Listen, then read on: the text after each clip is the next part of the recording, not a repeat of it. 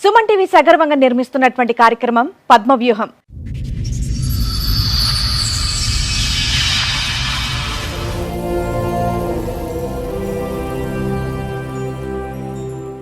మరి ఈ కార్యక్రమాన్ని సమర్పిస్తున్న వారు 6JVR జమలాపురం వారి రత్నాంజలి. మీ అదృష్టాన్ని మార్చుకోవటం ఇప్పుడు కల కాదు, 6JVR తో సాధ్యం. 2008లో ఆమె intermediate first year 3 subjects fail అయ్యి వస్తే ఇంటర్మీడియట్ సెకండ్ ఇయర్ నేనే చదివించాను మా విలేజ్.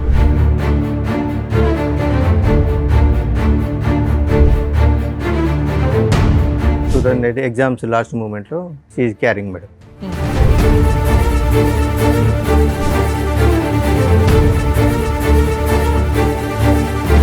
పెళ్ళి 2 సంవత్సరాల దగ్గరికి వస్తుంది.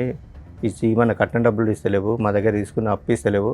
సరే కట్నం అంటే నీ బిడ్డ పేరు మీద వేసుకో, ఏమైనా ఫ్లాట్లు కొనిచ్చుకో, నాకు సంబంధం లేదు. కానీ అప్పుడు నేను వేరే వాళ్ళ దగ్గర ఇచ్చాను కదా, మరి వాళ్ళు నన్ను ఇబ్బంది పెడుతున్నారని మా ఫాదర్ అయ్యి వచ్చిన వెంటనే మీ నాన్నగారు అడిగారు.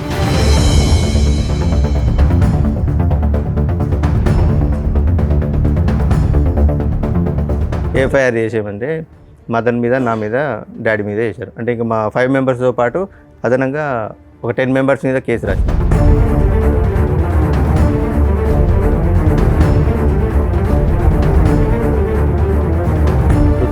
లో వచ్చింది. 2016లో నా దగ్గరకు వచ్చి వేరే పర్సన్ తోటి ఇల్లీగల్ ఎఫ్ఐఆర్ పెట్టి మీరు అరెస్ట్ అయిపోయారు. ఎంసీ క్లోజ్ అయిపోయింది. 498 నడుస్తుంది.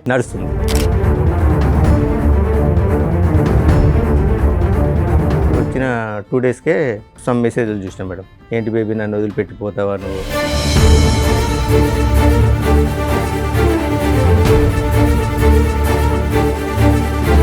ఏంటిది మెసేజ్లు అని అడిగితే ఇవి మా తమ్ముడు వాళ్ళ గర్ల్ ఫ్రెండ్ మెసేజ్ చేసింది.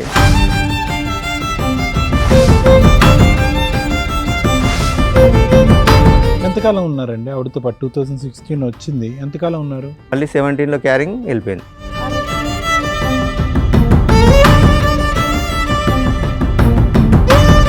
ఆమె నాకేదో డౌట్ వస్తుంది, ఒకసారి టెస్ట్ చేయండి అంటే ప్రెగ్నెన్సీ టెస్ట్ చేయించుకుంటే పాజిటివ్ ఉన్నది.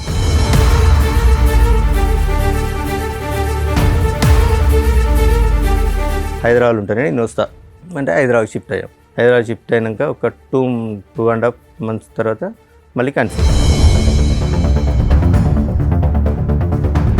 సిగ్గులేదు, పిల్లలు మంచి పేరు పడుకుంటే నోరు మూసుకోవాలి కానీ అడుగుతారు ఎవడని వాళ్ళ మదర్ అన్నారు.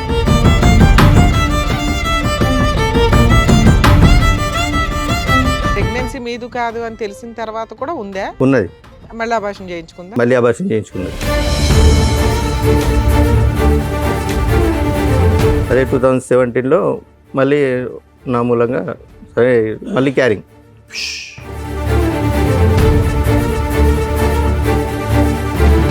ఇవేమీ అడగకుండా ప్రశ్నించకుండా ఆవిడతో కాపురం చేసి మీరు మళ్ళీ ఆవిడని ప్రెగ్నెంట్ చేశారు. Yes sir. నాకు ప్రాణ భయం ఉన్నది, నన్ను వెళ్తే చంపేశారు. మళ్ళీ సేమ్ రిపీట్.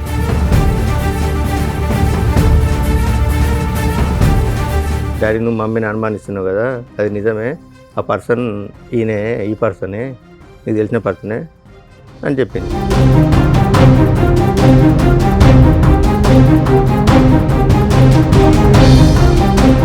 నేను ఒక ఆడపిల్లని, ఆ అమ్మాయి ఒక ఆడపిల్ల, ఫస్ట్ నుంచి బాధలు పడుతూనే ఉంది. అంటే వీళ్ళ పేరెంట్స్ ఆ అమ్మాయి ఆమెను ఈయన కలిసి ఫస్ట్ నుంచి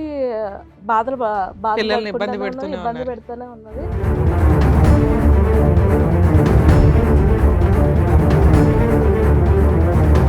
మేము దొరకట్లేదు అని చెప్పి వెళ్ళి అత్తయ్య గారిని కొట్టుడు, పిల్లలు లేకపోతే పిల్లల పెద్దమ్మాయి కూడా చెప్పు తీసుకొని కొట్టంటే చెప్పు తీసుకొట్టి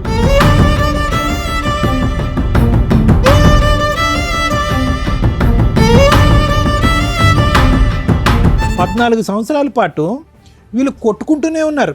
పెళ్లి చేసుకుని పట్టుమని 1-2 సంవత్సరాలు కూడా హ్యాపీగా లేరు, కొట్టుకుంటూనే ఉన్నారు. వీళ్ళిద్దరి యొక్క డైనమిక్స్ ఎప్పుడూ కూడా బ్యాలెన్స్డ్గా లేదు.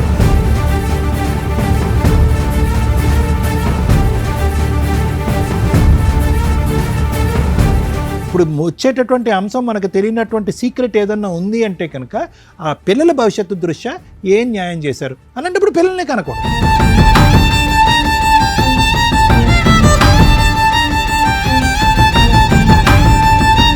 నిజంగా వీళ్ళిద్దరూ చాలా పాపం మూట కట్టుకున్నారు. వరస్ట్ ఆఫ్ వరస్ట్ తల్లిదండ్రులు ఏంటి అంటే ఈ రకంగా పిల్లల్ని ఫుట్బాల్ ఆడుకుంటున్నట్లు ఆడుకుంటుంటే నరకం కనిపిస్తుంది పిల్లలకి. దీని గురించి ప్రతి ఫ్యామిలీ కోర్ట్ జడ్జి సఫర్ అవుతారు.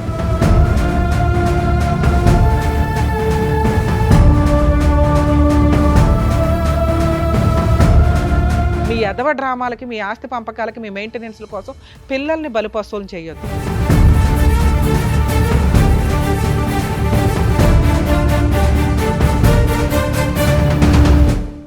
ఈ కార్యక్రమంలో మనతో పాటు ఉన్నారు ప్రముఖ హైకోర్టు అడ్వకేట్ రమ్యాకుల గారు. నమస్తే మేడం.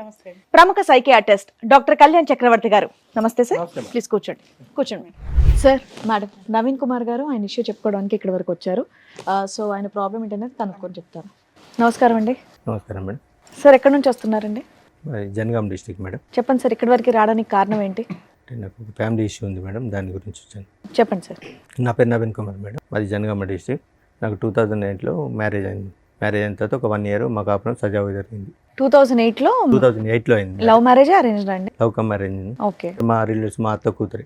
ఓకే. మా అత్తయ్య కూతురి లవ్ కమ్ అరేంజ్డ్ మ్యారేజ్ జరిగింది. 2008లో ఆమె intermediate first year 3 subjects fail అయ్యి వస్తే ఇంటర్మీడియట్ సెకండ్ ఇయర్ నేనే చదివించాను మా విలేజ్లో. ఓకే. 2000 పెళ్లి టైంకి ఆ అమ్మాయి మేజరా మైనరా? మేజరే మేడం.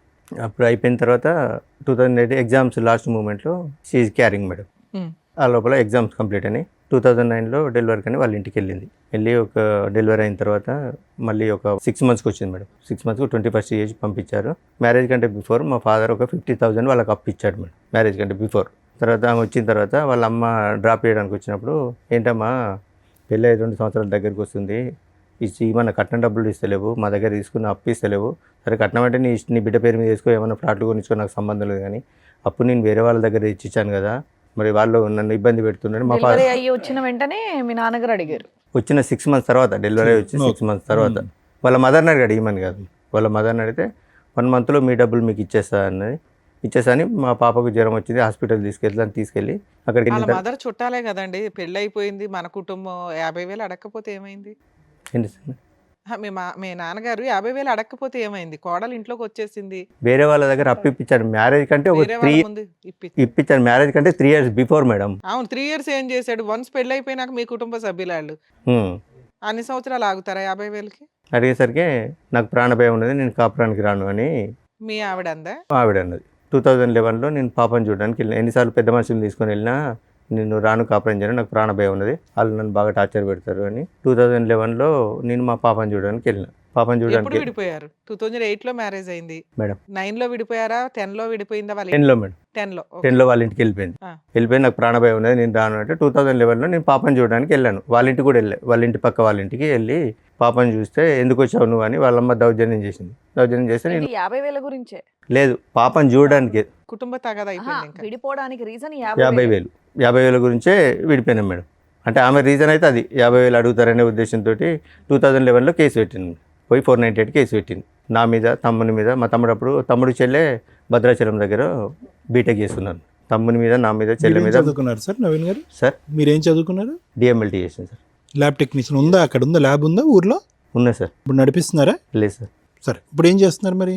మైనింగ్ దాంట్లో వేసి. మైనింగ్ దాంట్లో.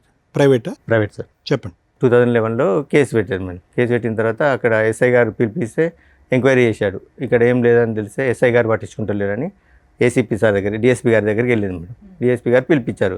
పిలిపించినాక ఆమెను అరెస్ట్ చేస్తున్నాడు అంటే, సో అండ్ సో ఇది జరిగింది సార్ అంటే, వీళ్ళ మీద కేసు ఫైల్ చేసి పంపించండి, చదువుకునే పిల్లలు కూడా ఉన్నారు సార్, వాళ్ళ పరిస్థితి ఏంటంటే సార్ ఒకసారి ఆలోచించిన తర్వాత మా విలేజ్ ఎంపీపీ లేడీ ఒకసారి ఆమెను తీసుకొని పేర్లు తీసేశారా? ఎవరిద్దరు తీసేశారు. మా బ్రదర్ సిస్టర్ కేసులు వేసిందండి. 498 వేసింది, ఎంసీ వేసింది మేడం, మెయింటెనెన్స్ వేసింది. మెయింటెనెన్స్ డిఎస్పీ గారు సేమ్ ఇలాగే లాయర్ గారిని, డాక్టర్ గారిని కూర్చోబెట్టి డిఎస్పీ గారు కౌన్సిలింగ్ ఇచ్చారు. మరి ఇక్కడ నేను కొట్టింది ఎక్కడ ఉన్నది, నువ్వు కట్నం ఇచ్చింది ఎక్కడ ఉన్నది, వాళ్ళ డబ్బులు వాళ్ళకి అడిగిండు. మరి సరే ఓకే, డబ్బులు ఇయ్యారట, తీసుకుపోతారట, డబ్బులు ఓకే వదిలేసాయి, 50,000 వదిలేసాయి, తీసుకెళ్తారట వాళ్ళు. పోతామంటే లేదు నాకు ప్రాణభయం ఉంది, నన్ను అడిగి వెళ్తే చంపేశారు, నేను పోను అని అన్న తర్వాత డిఎస్పీ గారు డాక్టర్ లాయర్ గారిని, అక్కడ మున్సిపల్ కోర్టు ఉంది మేడం, పిలిపించి కౌన్సిలింగ్ తీసుకున్నారు ఆమెకు నాకు. ఇక్కడ నేను కొట్టినట్టు కానీ ఆయన ఇబ్బంది పెట్టినట్టు కానీ నీకు ఎక్కడ కనిపించలేదు కదా అని అనేసరికి మా రోడ్డు మీదకి వెళ్ళి ఈ పోలీసులు, ఈ లాయర్లు ఇట్లా వాళ్ళ దగ్గర డబ్బులు తీసుకున్నారు, అందుకే వాళ్ళ మీద కేసు ఫైల్ చేయట్లేదని వాళ్ళ అమ్మాయి రోడ్డు వెంబడి ఊరుకుంటూ వస్తుంటే ఏసీపీ గారిని అడిగి, ఈ తలకనపై మనకేంద్ర రూపాయి కేసు రాసి పంపితే వాళ్ళు ఎఫ్ఐఆర్ చేసేయమంటే మదన్ మీద, నా మీద, డాడీ మీద వేశారు. అంటే ఇంకా మా 5 members పాటు అదనంగా ఒక 10 మెంబర్స్ మీద కేసు రాసింది. మా మేనత్త ఇంకా రిలేట్ ఓవరాల్ గా 3 మెంబర్స్ మీద కేసు రిజిస్టర్ అయ్యింది. కేసు రిజిస్ట్రేషన్ అయింది. ఎంసీ కేసులో ఏమైనా ఆర్డర్ ఇచ్చారా మెయింటెనెన్స్? ఎస్ మేడం, ఆర్డర్ ఇచ్చారు. 1,75,000 ఇష్యూ అయింది. 1,75,000 మెయింటెనెన్స్ అవును మేడం. ఎవరికి ఎంత? ఈమెకు 2,500, పాపకు 2,000.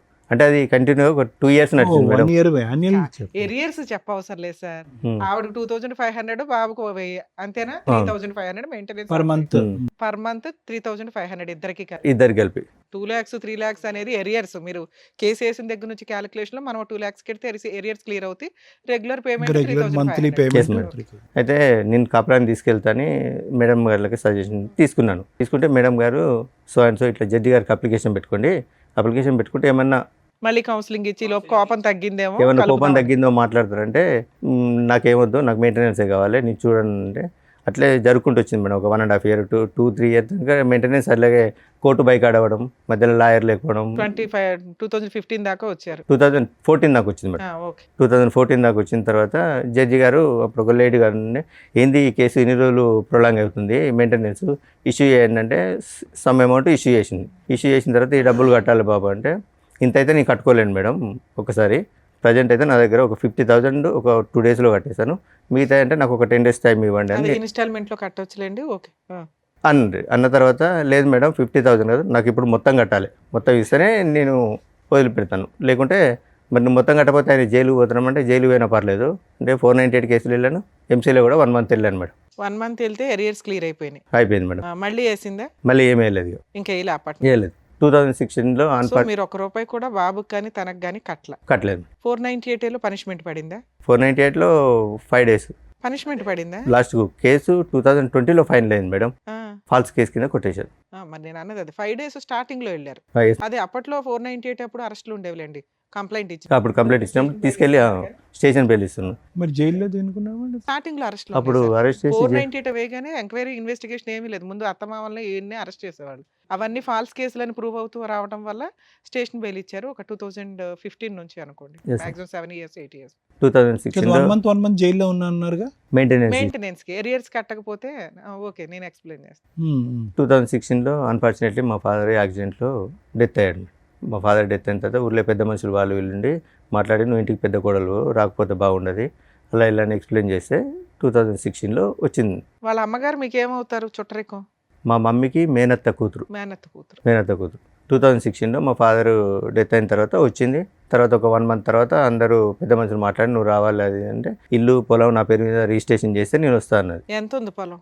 1/2 eకరం మేడం. 1/2 ఎకరం. 1/2 eకరం. మీరు ఎంతమంది? ఇద్దరు మీ మేడం. బ్రదర్ ఒక ఉన్నాడు, బ్రదర్, మీరు ఉన్నారు, సిస్టర్ సిస్టర్ ఉంది, అమ్మ ఉంది. అమ్మ ఉంది. ఓకే. అయితే చేయాలంటే మామూలుగా ఏమన్నంటే మా బ్రదర్ ఉండి మీ కాపురం బాగుంటుందంటే అది కూడా నేను ఇచ్చేస్తాను, నా పనికి వచ్చే 11 గుంటలు, మా తమ్ముడు government job madam, central government, ఆ 11 గుంటలు కూడా నేను ఇస్తా, నాకు ఇబ్బంది ఏం లేదు అంటే 2016లో వచ్చింది. వచ్చింది 2016లో వచ్చింది. 2016లో నా దగ్గరకు వచ్చి వేరే పర్సన్ తోటి ఇల్లీగల్ ఎఫైర్ అప్పటికి పెట్టుకుంది. మీరు అరెస్ట్ అయిపోయారు. ఎంసీ క్లోజ్ అయిపోయింది. 498 నడుస్తుంది. 2016లో నా దగ్గరకు వచ్చింది. వచ్చిన 2 daysకే సమ్ మెసేజ్లు చూసినా మేడం. ఏంటి బేబీ నన్ను వదిలిపెట్టిపోతావా నువ్వు, వాడి దగ్గరికి మళ్ళీ ఎందుకు వెళ్ళావని మెసేజ్ చూశాను. ఏంటిది మెసేజ్లు అని అడిగితే ఇవి మా తమ్ముడికి, మా తమ్ముడు వాళ్ళ గర్ల్ ఫ్రెండ్ మెసేజ్ చేసింది. 11లో విడిపోయిన మీరు 16లో కలిసారు. మరి ఎస్ మేడం. అప్పటికి కూడా నేనేమలే 16లో అలా ఇక చిన్న నేను అప్పుడు నాకు ఈమె పోయిన ఆవేశంలో కొద్దిగా డ్రింక్ అలవాటైంది మేడం. 2011లో నాకు డ్రింక్ అలవాటైంది, బాగా డ్రింక్ చేస్తుంది. తర్వాత 2016 ఈమె వచ్చిన తర్వాత మొత్తం అన్ని స్టాప్ చేశాను. ఓకే. స్టాప్ చేసి అక్కడ విలేజ్లోనే ఉన్నాం మేడం. ఆ నియర్ బైలో ఒక సిటీ ఉంటుంది, అక్కడికి 15 kilometers. నేను జాబ్కి వెళ్ళి వచ్చాను, ఆమె ఇంటి దగ్గర ఉన్నది, పాప అక్కడ చదువుకునేది. సో ఇక నేను డ్యూటీ నుంచి వచ్చేసరికి ఇంట్లో మమ్మీ వాళ్ళతో ఏదో రకమైన గొడవ, ఏదో రకంగా అది గొడవ పెట్టుకొని ఎంతకాలం ఉన్నారండి ఆవిడతో పాటు? 2016 వచ్చింది, ఎంతకాలం ఉన్నారు? మళ్ళీ 17లో క్యారింగ్ వెళ్ళిపోయింది. క్యారింగ్లో వెళ్ళిపోయింది. ఎస్. 2000 మెసేజ్లు రావడం ఇది అంటే మా తమ్ముడు అది మీకు ఇది అని. వచ్చిన 2 రోజులకే తెలిస్తే ఆ అమ్మాయితో ప్రెగ్నెన్సీ ఎందుకు తీసుకొచ్చారు?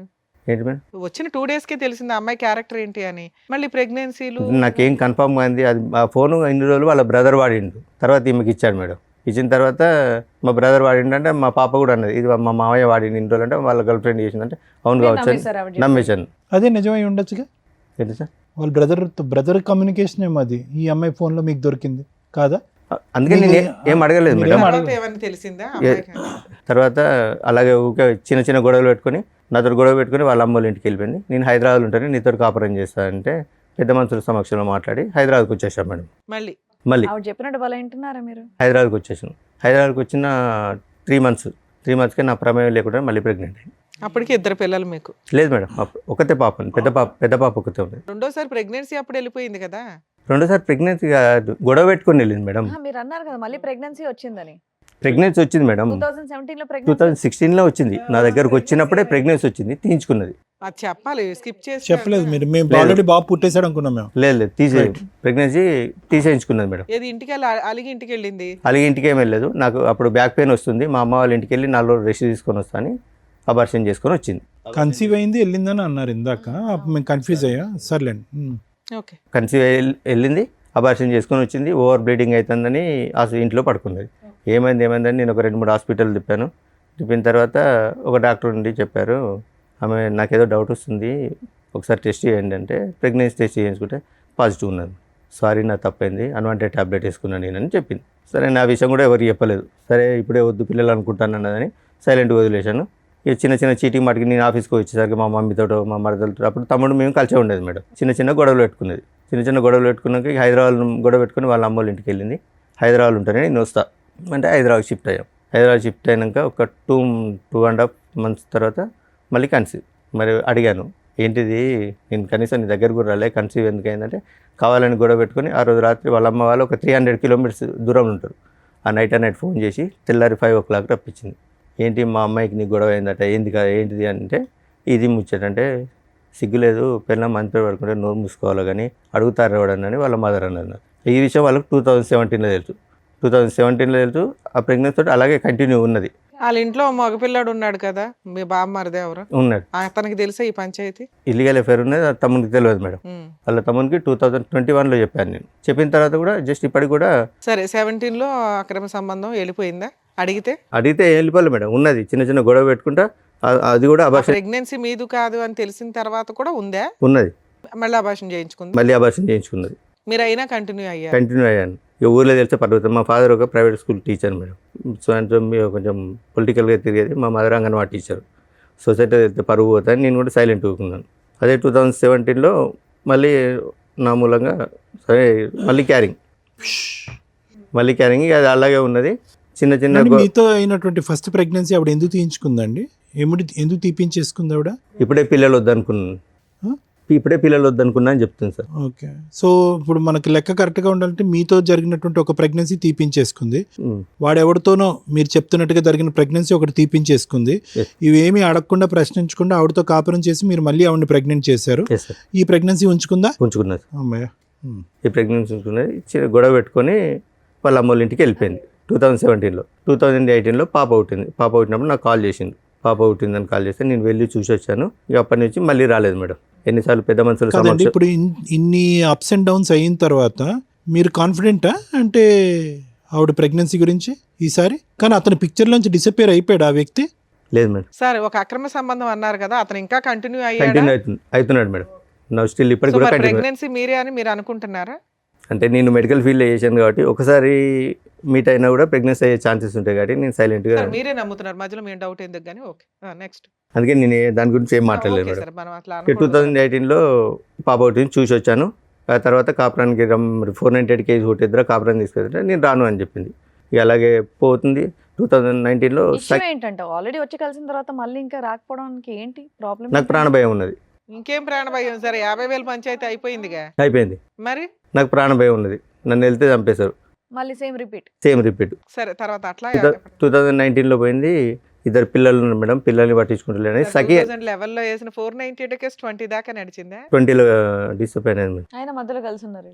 2019లో సఖి అని ఫ్యామిలీ కౌన్సిలింగ్ సెంటర్ ఉంటుంది. డివిసిల్ స్టార్ట్ అయినాయి. సఖి సెంటర్లో పెట్టింది. సఖి సెంటర్లో పెట్టినాక ఏంది ఈమె ఇష్యూ అంటే సో అండ్ సో ఇష్యూ అంటే ఈ స్టోరీ అంతా మాకు చెప్తలేదు, నువ్వే పట్టించుకుంటలేవాట, బాగా తాగుతావాట, ఏం పని చేయవాట, అందుకే ఆమె కాపురానికి వస్తలేదు. చేసేవాళ్ళ మీరు? చేసేవాడిని. ఇంటి మెయింటెనెన్స్, రెంటల్ అవన్నీ మీరే చూసుకునేవాళ్ళ? నేనే చూసుకునేవాడిని. ఓకే. సఖి సెంటర్లో పెట్టింది. అప్పటికి ఆ కేసు ఏమైంది సార్? డివిసి కేసు కూడా రన్ అవుతుందా? లేదు, వాళ్ళు తీసేశారు. ఓకే. ఎప్పటిదాకా నడిచింది అది? 6 months నడిచింది మేడం. తర్వాత 2020లో 498 కేసు ఫాల్స్ అని డిస్మిస్ అయింది. నేను 2 times కాపురానికి రా అని నోటీసులు పంపించాను. 2 పిల్లలు ఉన్నారు కదా, అనవసరంగా ఎందుకు, సరే తప్పు పో ఏదో ఒకటి సర్దుకుందాంలే అని పంపించాను. కాపురానికి రాలేదు మేడం. ఆ నోటీస్ ఒకటి నోటీస్ తీసుకుంది, ఇంకో నోటీసు తీసుకోలేదు. తర్వాత 21లో డైరెక్ట్ నేను డైవర్స్కి అప్లై చేశాను. ఫైనల్ డైవర్స్కి అప్లై చేశాను. కురుక్షేత్ర యుద్ధం కంటే డైవర్స్కి అప్లై చేస్తే ఆమె అటెండ్ కాలేదు. 2000 ఎక్స్పర్టీ డిగ్రీ ఇచ్చారు మేడం. ఎప్పుడు ఎన్ని ఇయర్స్ బ్యాక్? 22లో 22లో ఎక్స్పర్ట్ డిగ్రీ ఇచ్చారు. ఎక్స్పర్ట్ డిగ్రీ ఇచ్చిన తర్వాత అప్పటికి 2022లో మా పాప 9th క్లాస్. అంతకుముందు నిజామాబాద్లో చదివేది మేడం. తర్వాత ఇక్కడికి హైదరాబాద్ షిఫ్ట్ అయింది. హైదరాబాద్ షిఫ్ట్ అయినాక నాకు కాల్ చేసింది. ఎవరు? పెద్ద పాప? పెద్ద పాప.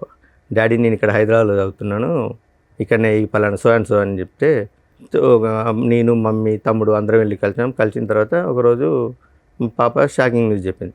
డాడీ నువ్వు మమ్మీని అనుమానిస్తున్నావు కదా, అది నిజమే, ఆ పర్సన్ ఈయనే, ఈ పర్సనే, నీకు తెలిసిన పర్సనే అని చెప్పింది. ఎవరా పర్సన్? వీళ్ళ తమ్ముని వాళ్ళ ఫ్రెండ్.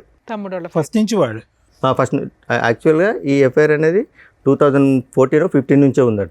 ఓకే. సో ఇప్పటికీ కూడా 21, 22 కూడా లైవ్లో ఉన్నాడు వాడు. లైవ్లో ఇప్పటికి స్టిల్ కూడా లైవ్లో ఉన్నాడు. అతనికి మ్యారేజ్ అయిందా మీకు తెలుసు? అతనికి మ్యారేజ్ అయిన 4 పిల్లలు. కూతురే చెప్పాల్సిన పరిస్థితి. ఇప్పుడు ఎంత అండి మీ పాప వయసు? యాజ్ వి స్పీక్ నౌ ఇప్పుడు ఎంత ఆవిడ? No present 16 years. 16. చిన్నామే? చిన్నమే 7 years. 2018 18. సరే, తర్వాత ఏమైంది సార్? 2022లో చెప్పిన తర్వాత నేను డైరెక్ట్ వెళ్ళి అతని దగ్గరికి వెళ్ళాను.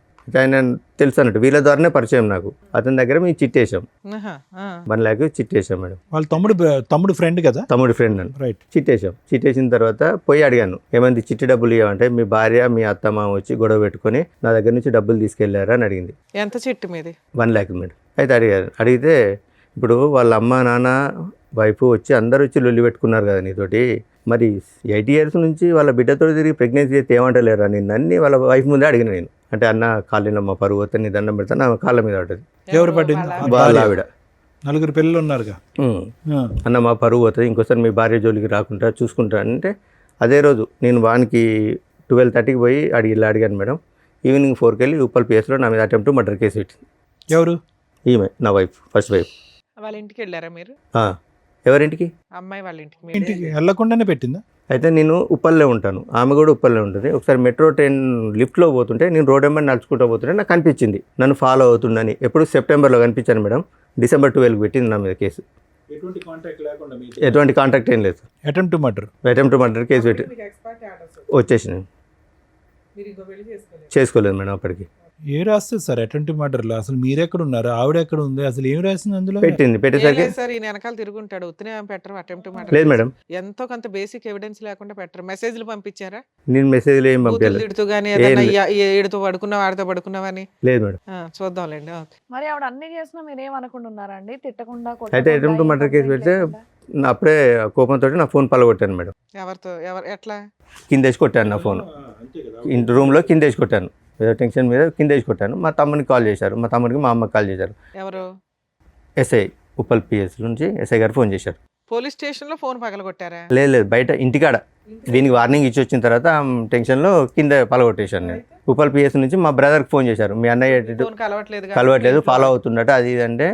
ఒక 4 days తర్వాత మా బ్రదర్ వచ్చి అన్న ఇట్లా ఎస్ఐ గారికి కంప్లైంట్ ఇచ్చిందట, ఉప్పల్ పిఎస్ నుంచి రమ్మన్నట్టు వెళ్ళాను. ఇంద్రబాబు ఫాలో అవుతున్నా అంటే, ఫాలో అవ్వడం ఏం లేదు సార్, ఇది సో జరిగిన స్టోరీ సార్. నేను ఈమె ఒక పర్సన్తో తిరుగుతాను, అతనికి ఎందుకు తిరుగుతున్నావని నేను అతనికి వార్నింగ్ ఇస్తే వచ్చి అటెంప్ట్ మర్డర్ కేసు పెట్టిందంటే, నువ్వు ఎక్కడ ఉంటావు అన్నాడు. ఇక్కడ ఉప్పల్నే ఉంటాడు. నువ్వు అర్జెంట్గా ఫస్ట్ అయితే మా బ్రదర్ని, మా అన్నయ్య ఇక్కడ కాలేదు మేడం. మరి అదే కంప్లైంట్ ఎవడమన్నా ఏదన్నా ఇవ్వచ్చు. టెన్షన్ పడింది, అది అటెంప్ట్ మర్డర్ కేసు పెట్టేశారని పెట్టడం కుదరదు, కంప్లైంట్ ఇచ్చింది.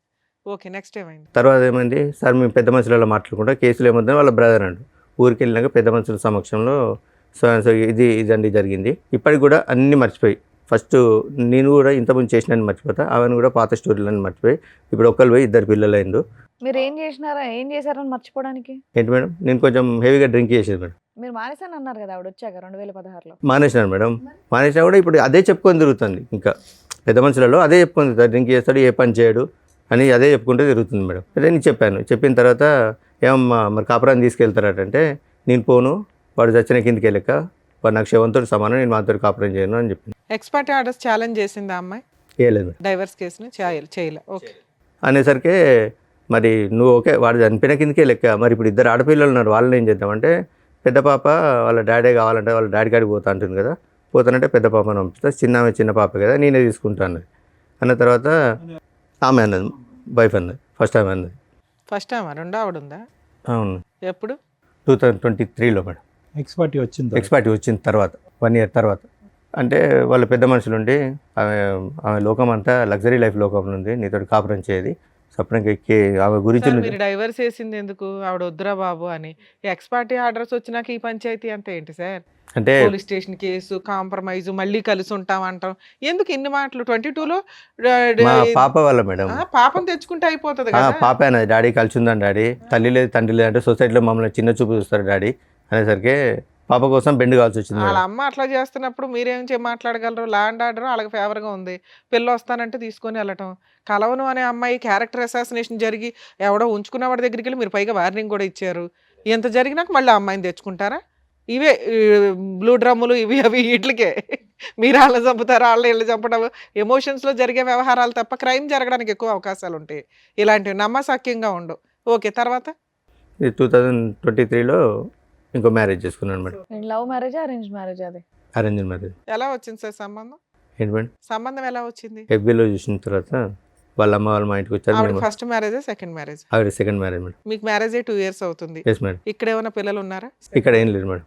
ఆవిడేం చేస్తారు సెకండ్ వైఫ్? ఏం లేదు, హౌస్ వైఫ్ మేడం. మీరేం చేస్తున్నారు ఇప్పుడు?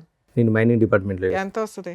16 నుంచి 18 వస్తుంది. సరిపోతుందా మరి? మీరు ఎంత ఇల్లు నడుపుకోవడానికి 16,000 ఈ రోజుల్లో 15,000 ఏ మూలక సార్? ఎందుకంటే అడ్జస్ట్ చేసుకుంటున్నాను అందుకే మేడం. కదా అమ్మాయి చెప్పేది, ఏం సంపాదించడం రెంటకి అయిపోతాయి ఇవన్నీ. కాదు మేడం, ఇతను డిఎంఎల్టీ చేశాడు, ఏం చేసినా కూడా మినిమం ల్యాబ్ టెక్నీషియన్ మీకు వస్తుంది కదా. అంటే ఎక్కడ కూడా నన్ను సరిగా జాబ్ చేసుకుని లేదు మేడం. ఎవరు చేయనివ్వలేదండి. ఇక్కడ మీ ఆవిడ చేసిన హరాస్మెంట్ ఏమీ లేదు. ఆవిడ ఏదో అక్రమ సంబంధం పెట్టుకుంది తప్ప మిమ్మల్ని ఏమీ చేసింది లేదు. ఆవిడ అలిగి వెళ్ళిపోతుంది. కేసులు మేడం, ఈ 498 ఏదో ఒకటి కేసులు పెట్టడం వల్ల మాట్లాడతా. అసలు ఇప్పుడు ఎందుకు వచ్చారు? ఆల్రెడీ సెకండ్ మ్యారేజ్ అయిపోయింది, మీ లైఫ్ అయిపోయింది, హ్యాపీగానే ఉంటున్నారు. సెకండ్ మ్యారేజ్ చేసుకున్నాను. ఎవరెవరో ఇన్ఫర్మేషన్ ఇచ్చారు మేడం. 2024లో నేను నా భర్తతో కాపురం చేస్తాను, పెద్ద మనుషుల దగ్గరికి వచ్చింది. ఓకే, పెద్ద మనుషుల దగ్గరికి వస్తే నేను చెప్పాను ఆమెకు నాకు డైవర్స్ అయింది, ఆమె గురించి ఏది మాట్లాడాలనుకున్నా నేను లీగల్ నేర్చుకుంటా, మిగతా ఇంకేదన్నా ఉంటే చెప్పండి అంటే, మధ్యలో మీ అమ్మాయి కల్పించుకోలేదా నాన్న కలిసిపోండి అని? లేదేం కల్పించు ఓకే, అమ్మాయిని కల్పించుకోలేదు మేడం. ఇవి వచ్చారు, మేము మాట్లాడేది ఏం లేదంటే ఒక 1 hour ఉన్నారు. 1 hour తర్వాత వచ్చి ఇంటి తలుపులు తాళాలని వాళ్ళకి చైర్లు సామాన్ అంతా బయటేసి ఇప్పుడు మాట్లాడి మేము ఇంట్లోనే ఉంటాం. ఇప్పుడు నేను ఇంట్లోనే ఉంటా. అది రెంటెడ్ హౌసేగా? లేదు మేడం, అక్కడ మా విలేజ్లో మా మదర్ దగ్గర. మా మదర్ ఇప్పటికి దగ్గర కాదు, ఒక్క నిమిషం నవీన్ గారు, ఏం కావాలి ఆ అమ్మాయికి? ఏం కావాలి అసలు? ఏం కావాలి అమ్మాయి? మీకు ఆ అమ్మాయి వద్దు, ఆ అమ్మాయికి మీరు వద్దు. Okay, X party divorce. అసలు డైవర్స్ తీసుకున్న తర్వాత యుద్ధం కొనసాగుతుంది ఏంటండి? అసలు నాకు అర్థం కావట్లేదు. అది నాకు అర్థం కావట్లేదు సార్, ఏమందుకు అమ్మాయి ఇప్పుడు వస్తుందో. ప్రెసెంట్, ఒక్క నిమిషం, ప్రెసెంట్ ఆ అమ్మాయి ఏ విధంగా మిమ్మల్ని హెరాస్ చేస్తుంది? ఆ అమ్మాయి హెరాస్ చేస్తుందనే కదా మీరు ఇక్కడికి వచ్చి కూర్చున్నారు. మీ ఇద్దరి మధ్యన ఏం గొడవ లేదు కదా? లేదు. ఇప్పుడు మీకు మీ మిస్సెస్ మధ్యన లేదు సార్. ఏ విధంగా ఆ అమ్మాయి మిమ్మల్ని హెరాస్ చేస్తుంది? ఏ రైట్ ఉంది ఆ అమ్మాయి హెరాస్ చేయడానికి? ఇంటి మీదకి వచ్చింది మేడం. ఇంటి మీదకి వచ్చిన తర్వాత పెద్ద మనుషులు ఏం చేశారంటే పిల్లల గురించి మాట్లాడదామని ఒక 35 days మా మమ్మీని ఇంట్లో నుంచి బయటికి పంపించి ఆమెని 35 days ఇంటి నుంచి తీర్మానం చేసిండు. పిల్లల గురించి మాట్లాడతామని తీర్మానం చేసిండు. ఆ తీర్మానం చదవకుండా మాతో సైన్ తీసుకొని ఆమె కూడా ఇంట్లో ఉండేటట్టు, ఆమె కూడా ఇంట్లో ఉంటుంది, నీకు నచ్చినప్పుడు వచ్చి కాపురం చేయని. ఉయ్, జడ్జిల కంటే మీ ఊరు పెద్ద మనుషులు గొప్ప. డైవర్స్ అయిన అంటే తర్వాత నేను ఏంటి కోర్టు సార్ ఇది? నుంచి ఇట్లా నాకు విడాకులు వచ్చినాయంటే ఆ లాయర్లు ఎవరిని అడిగి ఇచ్చింది, ఆ లాయర్ ఎట్లా నీకు ఎవరిని అడిగి విడాకులకు అప్లై చేసిండు, ఆయన లాయర్ అయినా ఈ క్వశ్చన్ లేచిండు. ఎవరు మీ ఊరు పెద్ద మనుషులు? పెద్ద మనుషులు ఎక్కడున్నారండి? సూపర్ పెద్ద మనుషులు అయితే. ఏ దేశంలో ఉన్నారండి? వీళ్ళు కొత్త కోట ఇక ఆమె పెట్టారు. ఇంట్లో ఉంటుంది, ఆ? అప్పుడప్పుడు వస్తుంది పోతుంది, మా అందరినీ ఇంట్లోకే బయటికి వస్తే గొడవ. సీరియస్లీ? Yes madam. అదే 2025లో మా ఫాదర్ది 10 years చేద్దామని ఊరికి వెళ్ళాం మేడం. ఆ. ఊరికి వెళ్ళినప్పుడు మేము పాపని రాను, అయితే డాడీ మమ్మీ ఫీజు కట్టట్లేదు ఇబ్బంది పెడుతుంది అంటే, సరేనా నేను ఇస్తారా నువ్వు రా అని చెప్తే వస్తాను డాడీ అని. తర్వాత అదే రోజు ఫోన్ చేస్తే మీరు రావట్లేదు డాడీ అన్నది. ఆ రోజు నైట్ వచ్చింది, నైట్ 10:30కి ఇంటికి వచ్చింది మేడం. ఎవరు వచ్చారు? ఫస్ట్ ఆవిడ ఆ, పిల్లల్ని తీసుకొని వచ్చింది నైట్ 10:30కి. నువ్వు ఇప్పుడు ఎందుకు వచ్చావు, అసలు నీకు ఇంట్లో ఏం హక్కు ఉందని వచ్చినావు అంటే, నాకు పెద్ద మనుషులు రాసిస్తే నీ ఇంట్లోనే ఉంటా అంటే, మరి పెద్ద మనుషులు ఏమన్నా. అప్పుడప్పుడు వచ్చి వెళ్తూ ఉంటుందా? అవును. కాదు, వాడు డిసప్పియర్ అయ్యాడా? Age madam. వాడు గడ్డి పెట్టారు కదా, వాడు వెళ్ళిపోయినట్టేనా పిక్చర్లో? లేదు లేదు, వాడు ఉన్నాడా? ఉన్నాడు స్టిల్. నవంబర్లో కూడా నాకు కనిపించాడు. కాదు, వాడితో ఉన్నాడా ఒక అంటే బతుకున్నాడా అని కాదు సార్. సంబంధం మీ ఉందా? ఆవిడతో సంబంధం ఉందా? సంబంధం ఉందా?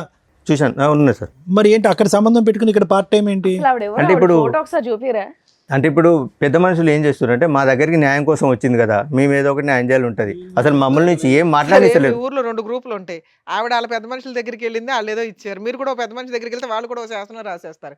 ఇక లా అండ్ ఆర్డర్ కాన్స్టిట్యూషన్స్ ఇవేనా వద్దు, చక్కగా పెద్ద మనుషుల దగ్గర కూర్చుంటే అయిపోద్ది. 2025లో మా ఫాదర్ ఇట్లా 10 years చేద్దామంటే వెళ్ళాం మేడం. వచ్చింది నైట్ 10:30కి వచ్చింది. నువ్వు ఎందుకు వచ్చావు, ఇప్పుడు నీకేం అవసరం అని వచ్చినావు, అసలు నీకేం రైట్స్ ఉన్నాయని వచ్చినాడికి అంటే నాకు పెద్ద మనుషులు రాసిచ్చారంటే, అంటే పెద్ద మనుషులు ఏమని రాసిచ్చారు, మండే నుంచి ఫ్రైడే వరకు అక్కడ హైదరాబాద్లో కాపురం చేయి, సాటర్డే సండే నా దగ్గర కాపురం చేయమని రాసిచ్చారా అని అంటే వాళ్ళ తమ్మునికి ఫోన్ చేసింది అన్నమాట. శేఖర్ నన్ను ఇంట్లోకి రానివ్వట్లేదు, గొడవ పెడతాను, కొడతాను అని. పోలీసులకి ఎందుకు కంప్లైంట్ ఇవ్వలేదు? వన్స్ డైవర్స్ అయిపోయినాక అమ్మాయి ఆ సరౌండింగ్స్ కి రావడానికి కూడా లేదు, పోలీసులకు కోర్టు ఆర్డర్ లేకుండా. అదే రోజు ఆమె వాళ్ళ తమ్ముడు చేసిన తర్వాత 100 డైల్ చేసింది.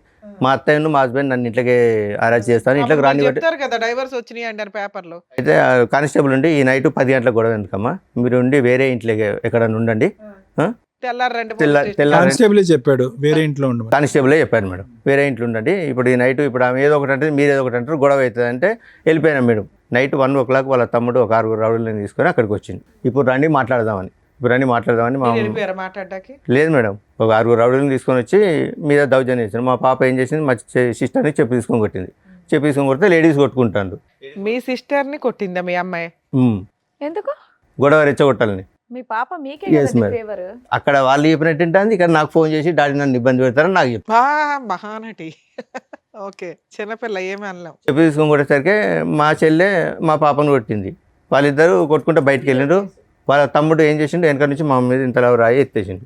జస్ట్ మా అమ్మ కాలు స్కిడ్ అయ్యేసరికి ఇట్లా రాసుకుంటూ వెళ్ళింది. ఎవరు మీ అమ్మగారికి? మా అమ్మగారికి రాసుకుంటూ వెళ్ళిన తర్వాత ఇదంతా మీ నాన్నగారు 10th anniversary రోజు. ఎస్ సార్, అంటే తెల్లారితే 10th anniversary తెలియండి. అదే నైట్.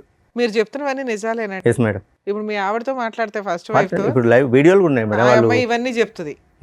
ఇప్పుడు ఈవిడ పరిస్థితి ఏంటి? ఇప్పుడు మీ సతీమణి ఇప్పుడు భార్య, ఈవిడ పరిస్థితి ఏంటి? ఆవిడ ఓకే సార్. ఈవిడ ఓకే అంటే ఏ విధంగా ఓకే? ఇంత యుద్ధాలు జరుగుతుంటుంటే ఇంట్లో ఆవిడకి ఓకే ఎలా అవుతుంది? వాళ్ళ పేరెంట్స్ ఉంటారు, వాళ్ళు ప్రశ్నిస్తారు. అసలు ఆ అమ్మాయి రైట్స్ ఏంటి? ఇంకా మీ గొడవలు పెళ్లికి ముందు ఉన్నాయి, పెళ్లి తర్వాత ఉన్నాయి, విడాకులు అయిన తర్వాత ఉన్నాయి, ఎప్పటికీ కంటిన్యూ అవుతూనే ఉన్నాయి. మీరు మీ ఆవిడ అప్పుడు ఏం మాట్లాడలేదా? నువ్వు ఎందుకు వచ్చావు, మీరు ఎలాగో మాట్లాడలేదు, మీరు ఎలాగో తిట్టట్లేదు, పోనీ ఆవిడ కూడా మాట్లాడలేదా డివోర్స్ అయ్యాక ఎందుకు వస్తున్నావు అని చెప్పి? ఆవిడ లేరా అప్పుడు ఇంట్లో? ఎవరు ఉన్నారు? ఉన్నదా అమ్మాయి? ఇక మమ్మీ వాళ్ళు మాట్లాడుతున్నారు కదా, మమ్మీ వాళ్ళు మేము మాట్లాడుతున్నాం కదా, ఆమె ఏమి ఎంటర్ కాలేదు. మరి వీళ్ళెవరూ మాట్లాడలేదుగా. అదే రోజు గొడవ అయిన తర్వాత ఏమైంది? హాస్పిటల్ నెక్స్ట్ డే రండి పోలీస్ కానిస్టేబుల్ అన్నాడు. ఆ కథ ఏమైందో చెప్పండి. స్టేషన్కి వెళ్ళినాం. Very good. స్టేషన్కి వెళ్ళి ఇట్లా కంప్లైంట్ ఇస్తామంటే వాళ్ళు కూడా కంప్లైంట్ తీసుకొని వస్తున్నాడు అండి.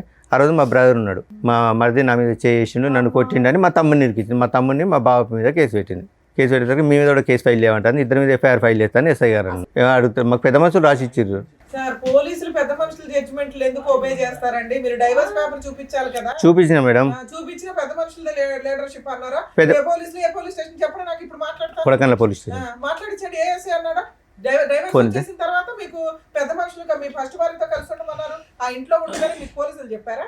ఎక్కడ వెళ్ళలేదండి. ఇప్పుడు పోలీసులు అంటే పోలీసులు ఆ ఇంట్లో ఉండమని మీ వైఫ్ చెప్పారా? చెప్పలేదు మేడం.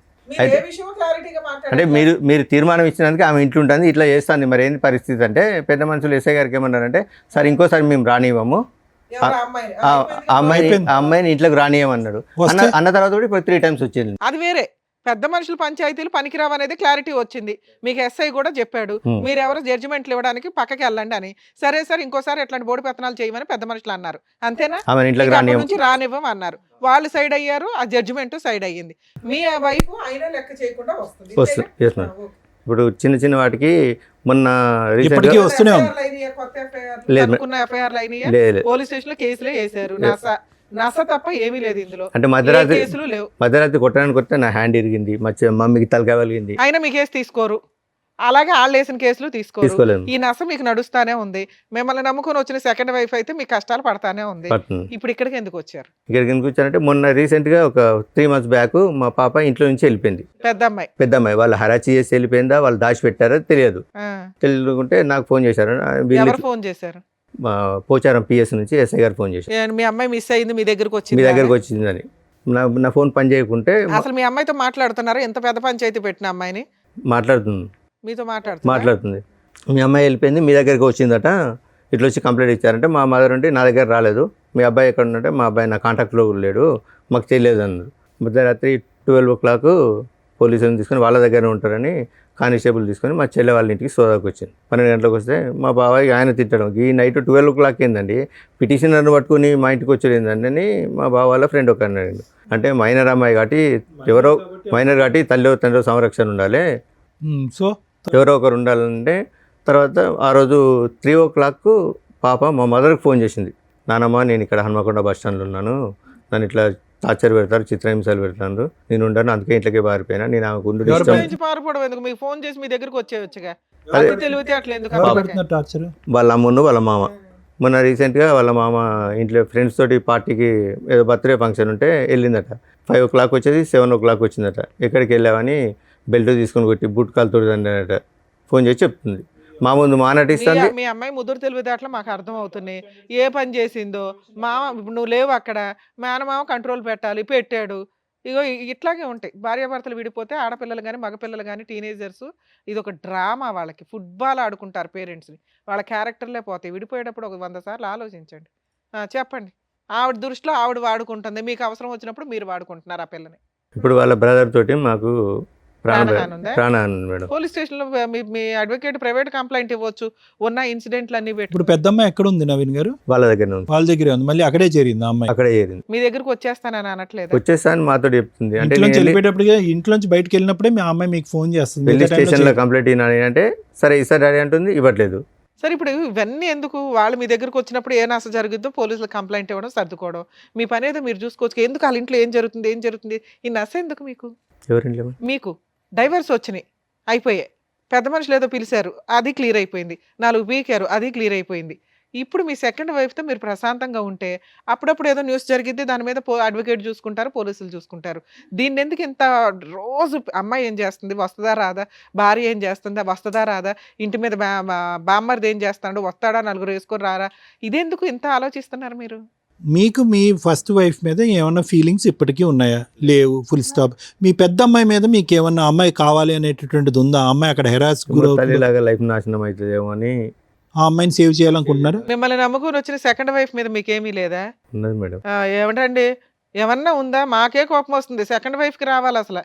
ఏంది తింగరగాడిని ఎట్లా పెట్టుకుని కవర్ చేస్తున్నామా అని సెన్స్ ఉందా? ఉన్నప్పుడు భార్య క్యారెక్టర్ లేదని అంటున్నారు, క్యారెక్టర్ లేని భార్య కావాలంటున్నారు. కూతురేమో ఒకసారి నాకు ఫేవర్, ఒకసారి అమ్మకి ఫేవర్ అంటున్నారు. వాళ్ళు వద్దు అనుకుని డైవర్స్ చేశారు, వచ్చేసింది. అయినా ట్రై చేశారు, రాలేదు.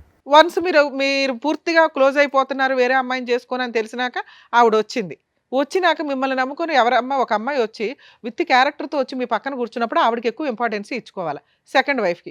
ఈ అమ్మాయిది చిన్న నసలు కొన్ని రోజులు జరుగుతాయి, ఆ నసలేవో క్లియర్ చేసుకోవాలా, ఊరుకోవాలా. స్టిల్ ఇప్పటికీ తవ్వుకుంటున్నారు మీరు ఇదే పనిగా. సంపాదించేది పావల, పంచాయతీలు 100. సరే ఓకే, ఇక్కడికి ఎందుకు వచ్చారు? ఇప్పుడు నా అడ్రస్ తెలుసుకోవడానికి ఏదో ఒకటి పాపని ఎర్రగా వాడుతుండ్రు, లేకపోతే అక్కడికి వెళ్ళి మా మమ్మీని అరెస్ట్ చేస్తారు. చేయొచ్చు కదా సార్, మీ చేతిలో ఉంది ఆయుధం, ఫోను. అంటే ఇంటికి వెళ్ళి మమ్మీని అరెస్ట్ చేస్తాను మేడం. మీ అమ్మగారు కంప్లైంట్ ఇస్తే అయిపోతుంది, చాలా కంప్లైంట్ ఇస్తే ఎస్ఐ గారు సింపుల్ పెద్ద మనుషులలో మాట్లాడుకుంటున్నారు అంటున్నారు కదా. అడ్వకేట్ని పెట్టుకుంటే ప్రైవేట్ కంప్లైంట్ అయిపోయాయి, సింపుల్ ప్రాసెస్. మీతో పాటు ఎవరైనా వచ్చారా? ఎవరు రాలేదు. వాళ్ళు కూడా నీతోటి మేము తిరగడం వల్ల వాళ్ళు కూడా మమ్మల్ని స్ట్రగుల్ చేస్తారని. యాక్చువల్లీ ఏంటంటే పెద్ద మనుషులు జరుగుతుంటే కూడా నా మీద అంటే మామూలుగా ఎంసీ కేసు వేసింది మేడం. అంటే ఇక్కడ మళ్ళీ పెద్ద మనుషులలో సెటిల్ చేసుకుంటే మళ్ళీ ఎంసీ తిరగాలని నేను ఫీజు కట్టట్లేదు మేడం. సార్ మీతో పాటు ఎవరైనా వచ్చారా? నా రెండో భార్య వచ్చింది మేడం. హలో అండి, మీ పేరు? శ్వేత మేడం. శ్వేత గారు. సో విన్నారు కదండి ఇప్పటివరకు ఆయన చెప్పింది. సో మీరన్నా గట్టిగా ఏదో ఒకటి మాట్లాడొచ్చు కదా. అంటే ఇప్పుడు ఆయనకి కూతురు మీద ప్రేమ ఎక్కువ ఫస్ట్ నుంచి కూడా.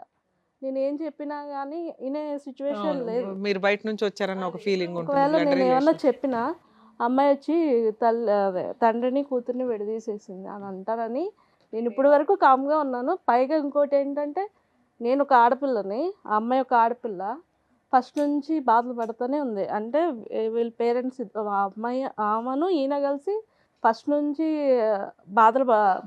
ఇబ్బంది పెడుతూనే ఉన్నది అని చెప్పేసి నేను కూడా సరే మాట్లాడు అని చెప్పేసి ఊరుకున్నాను నేను. ఓకే, ఇంకా కూతురే కదా అని మాట్లాడమని వదిలేశారు. కానీ ఆ అమ్మాయి ఒక్క నిమిషం శ్వేత గారు, ఇప్పుడు ఆ అమ్మాయి ఆ అమ్మాయి యొక్క మెంటల్ స్టేట్ స్టేబుల్గా ఉందని అనుకోవచ్చా? ఎవరు ఇప్పుడు ఓకే ఇతనికి ప్రేమ ఉంది, ఒక నిమిషం నా మాట వినండి, ఈ యుద్ధాలు గొడవలు ఇవన్నీ చూసి ఆ అమ్మాయి ఆల్రెడీ మెంటలీ డిప్రెస్ అయ్యిందేమో అని నాకు అనిపిస్తుంది. ఆ అమ్మాయికి ఒక స్టెబిలిటీ లేదు, స్నేహితులు గీతులు అనేటటువంటి వరదలో కొట్టుకుపోతుంది. రాత్రి అర్ధరాత్రి అనక అపరాత్రి అనక ఇంటికి వస్తుంది. తిట్టినప్పుడు నాన్న గుర్తు వస్తున్నాడు, తిట్టినప్పుడు ఇంట్లో వాళ్ళు నిలదీనప్పుడు ఆ ఇంట్లో ఉంటుంది. నిజంగా ఆ అమ్మాయికి సపోర్టివ్గా ఇతను ముందుకు వెళ్ళాలి అంటే కనుక ఇతని లైఫ్ మీ లైఫ్ మీ కాపురం రిస్క్లో పడుతుంది. నేను అందుకే సార్ ఎస్, ఇప్పుడు ఈరోజు మీరు ఏంటంటే నేను ఒక ఆడపిల్ల గురించి నేను ఎలా మాట్లాడతాను, వచ్చిందంటే సవతి తల్లి వచ్చి సొంత కూతురిని దూరం చేస్తుంది అనేటటువంటి మాట దూరం మాట. ఈరోజు అతను ముందుకు వచ్చి ఫీజు కడతానన్నా, అతను వచ్చి ఆ అమ్మాయి సంరక్షణ తీసుకుంటానన్నా అంత సాఫీగా జరిగేటటువంటి అంశమా? ఫస్ట్ ఆఫ్ ఆల్ ఆ అమ్మాయి వస్తుందా? దామ్మ తలుపులు తీసావు రా అంటే ఆ అమ్మాయి వస్తుందా? I don't think so. అక్కడ వాళ్ళ ఇంట్లో గర్జించినప్పుడు, నిలదీసినప్పుడు, ప్రశ్నించినప్పుడు నానా అని అంటుంది, ఆ తర్వాత షట్. ఇప్పుడు ఆ అమ్మాయి గురించి ఇతను అంటే తప్పుగా అనుకోకండి, కూతురు మీద ప్రేమ ఉంటే కనుక ఆ యుద్ధం ఇప్పుడు కాదు ఎప్పుడో మొదలవ్వాలి. ఎప్పుడో కూతురు గురించి యుద్ధం అనేది ఎప్పుడో మొదలవ్వాలి, అప్పుడు మొదలవ్వలేదు. ఎప్పుడైతే విడాకులు అయిందో ఆ అమ్మాయి ఎప్పుడైతే ఫోన్ చేసి నాన్న అంటం మొదలుపెట్టిందో, అమ్మో మా నాన్న నా కూతురు అక్కడ నలిగిపోతుంది అనేటటువంటి ఫీలింగ్లో వస్తున్నారు. నా గట్ ఫీలింగ్, నా అంతరాత్మ ఏం చెప్తుందంటే ఈ మొత్తం సినారియోలో ఒక టీనేజ్లో సైడ్ ట్రాక్ అయినటువంటి ఒక ఆడపిల్ల సిచ్యువేషన్ అడ్వాంటేజ్ తీసుకుంటుంది అన్నది నా అభిప్రాయం.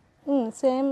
ఇప్పుడు ఆ అమ్మాయి కాదు, ఆ అమ్మాయిని నువ్వే సంరక్షణ చూసుకో, ఆ అమ్మాయిని అమ్మ నువ్వు అక్కడే పెరిగావు, అక్కడే పుట్టావు, అక్కడే మీ అమ్మ దగ్గరే ఇంతకాలం ఉన్నది, నేను చూసింది నా మాత్రమే, ఒక తండ్రిగా నేను నీ మొహం చూసింది నా మాత్రమే, తల్లి అయినా ఎవరైనా అక్కడే నువ్వు చూసుకో అమ్మా అని చెప్పి మీరు వదిలేస్తే కనుక మీ సంసారం బాగుంటుంది. ఇప్పుడు ఏంటంటే ఇతను విడాకులు ఇచ్చాడు, సడన్గా ఇప్పుడు కూతురు సంరక్షణ అనేటువంటి ఆలోచన వచ్చేటప్పటికి 2 పడవల మీద కాలు వేసేటప్పటికి అక్కడ తల్లికి మామకి అగ్గిల మీద గుగ్గులం అవుతున్నారు, ఈ అమ్మాయిని ట్రాప్ చేస్తున్నారు మీరు అనేటటువంటి ఫీలింగ్తో. అంతే కదా శ్వేత గారు? అదే కదా ఇక్కడ సబ్జెక్టు. లేదంటే ఆ అమ్మాయి ఎందుకు ఇక్కడికి వస్తుంది పదే పదే మీ భార్య విడాకులు అయిన తర్వాత? సరే ఇక్కడికి ఎందుకు వచ్చారు మీరు? ఏం కావాలని వచ్చారు? మేము అంటే ఇక్కడ హైదరాబాద్లో ఉంటాము, అత్తయ్య గారు ఊర్లో ఉంటారు. మేము దొరకట్లేదు అని చెప్పి వెళ్ళి అత్తయ్య గారిని కొట్టుడు, పిల్లలు లేకపోతే పెద్దమ్మాయి కూడా చెప్పు తీసుకొని కొట్టంటే చెప్పు తీసుకొట్టుడు. ఎందుకమ్మా ఏమని చెప్పి కొడుతున్నారు పెద్దవాడిని? డబ్బులు అడిగిపో. అదే డబ్బులు అడిగిపో. మెయింటెనెన్స్ కాదు మేడం, అదే డబ్బులు అంతే. డబ్బు ఎంతో కొంత ఫీజులు కూడా కాదు, వాళ్ళు ఖర్చులకి డబ్బులు అడిగిపో. నువ్వు ఎందుకు కొట్టావు, నువ్వు ఎందుకు ఇయ్యో అని చెప్పేసి పెద్ద పాప వెళ్ళి, చిన్నదంటే తెలీదు తనకి, పెద్దది వెళ్ళి కొట్టుకుపో అంటే వెళ్ళి కొట్టడం. మరి అదే పాప నాయనమ్మ నేను ఇక్కడ ఉన్నాను, బస్ స్టాండ్ లో ఉంది, నా పరిస్థితి బాగాలేదని చెప్పి ఫోన్ చేసి, ఇప్పుడు మా నంబర్స్ ఏం లేవు తన దగ్గర సార్ మాకు చేయడానికి. నాయనమ్మే హెల్ప్ కోరినటువంటి అమ్మాయి ఈ రోజు నాయనమ్మని కొడుతుందని అంటున్నారు కదా? అంతకుముందు సార్, అంతకుముందు నాయనమ్మ కొట్టుకోవాలి, కొట్టడం మానేసి ఇంటికి రావడం మానేసి ఎంతకాలం అయింది? ఏదో వస్తూనే ఉన్నారు మేడం వాళ్ళు. అంటే కొట్టడం లేదు, అంటే మీరు ఎక్కడ ఉన్నారో తెలియక అక్కడ attack చేస్తారు. ఒకసారి వచ్చి ఏం చేస్తారు? వచ్చింది 2 days ఉంటుండ్రు వెళ్ళిపోతుంది. పిల్లలేనా ఆవిడ కూడా? ఆవిడ వస్తుంది. వస్తారు మేడం. అప్పుడు ఏం చేస్తున్నారు ఇంట్లో వంట ఎవరు చేస్తున్నారు? వాళ్ళే చేసుకుంటారు. వాళ్ళు చేసేసుకుని వాళ్ళ వరకు ఉండి వాళ్ళ వరకు మళ్ళీ సర్దుకుని. శ్వేత గారు ఆ 2 days ఎలా నడుస్తుందమ్మా? ఆ 2 days ఎలా నడుస్తుంది? అది తెలీదు సార్ నాకు. కాదు మీ ఇంటికి వస్తుంది ఆవిడ, పిల్లలతో పాటు వస్తుంది, వీళ్ళకి తెలియదు, వాళ్ళ అత్తగారు ఉండరు. సాటర్డే సండే మమ్మీ ఉండదు, మా సిస్టరు ఇప్పుడు 8 months క్యారింగ్ మేడం, ఇక్కడికి వస్తుందండి. మమ్మీ లేనప్పుడు వస్తుంది, ఓకే, ఓన్లీ ఫెస్టివల్స్ చూసుకొని వస్తుంది. ఓకే, ఆ టైంలో మీ అమ్మగారు ఎక్కడ ఉంటారు? సిస్టర్ దగ్గరకు వస్తుంది, లేదంటే ఉన్న ఊర్లోనే అమ్మమ్మ వాళ్ళ ఇంటికాడ ఉంటారు. ఇల్లు ఎంత వాల్యూ చేస్తుంది? ఎవరి పేరు మీద ఉంది? మా ఫాదర్ మా మమ్మీ పేరు మీద. ఎంత వాల్యూ చేస్తుందండి? ప్రజెంట్లో ఒక 6-7 lakhs.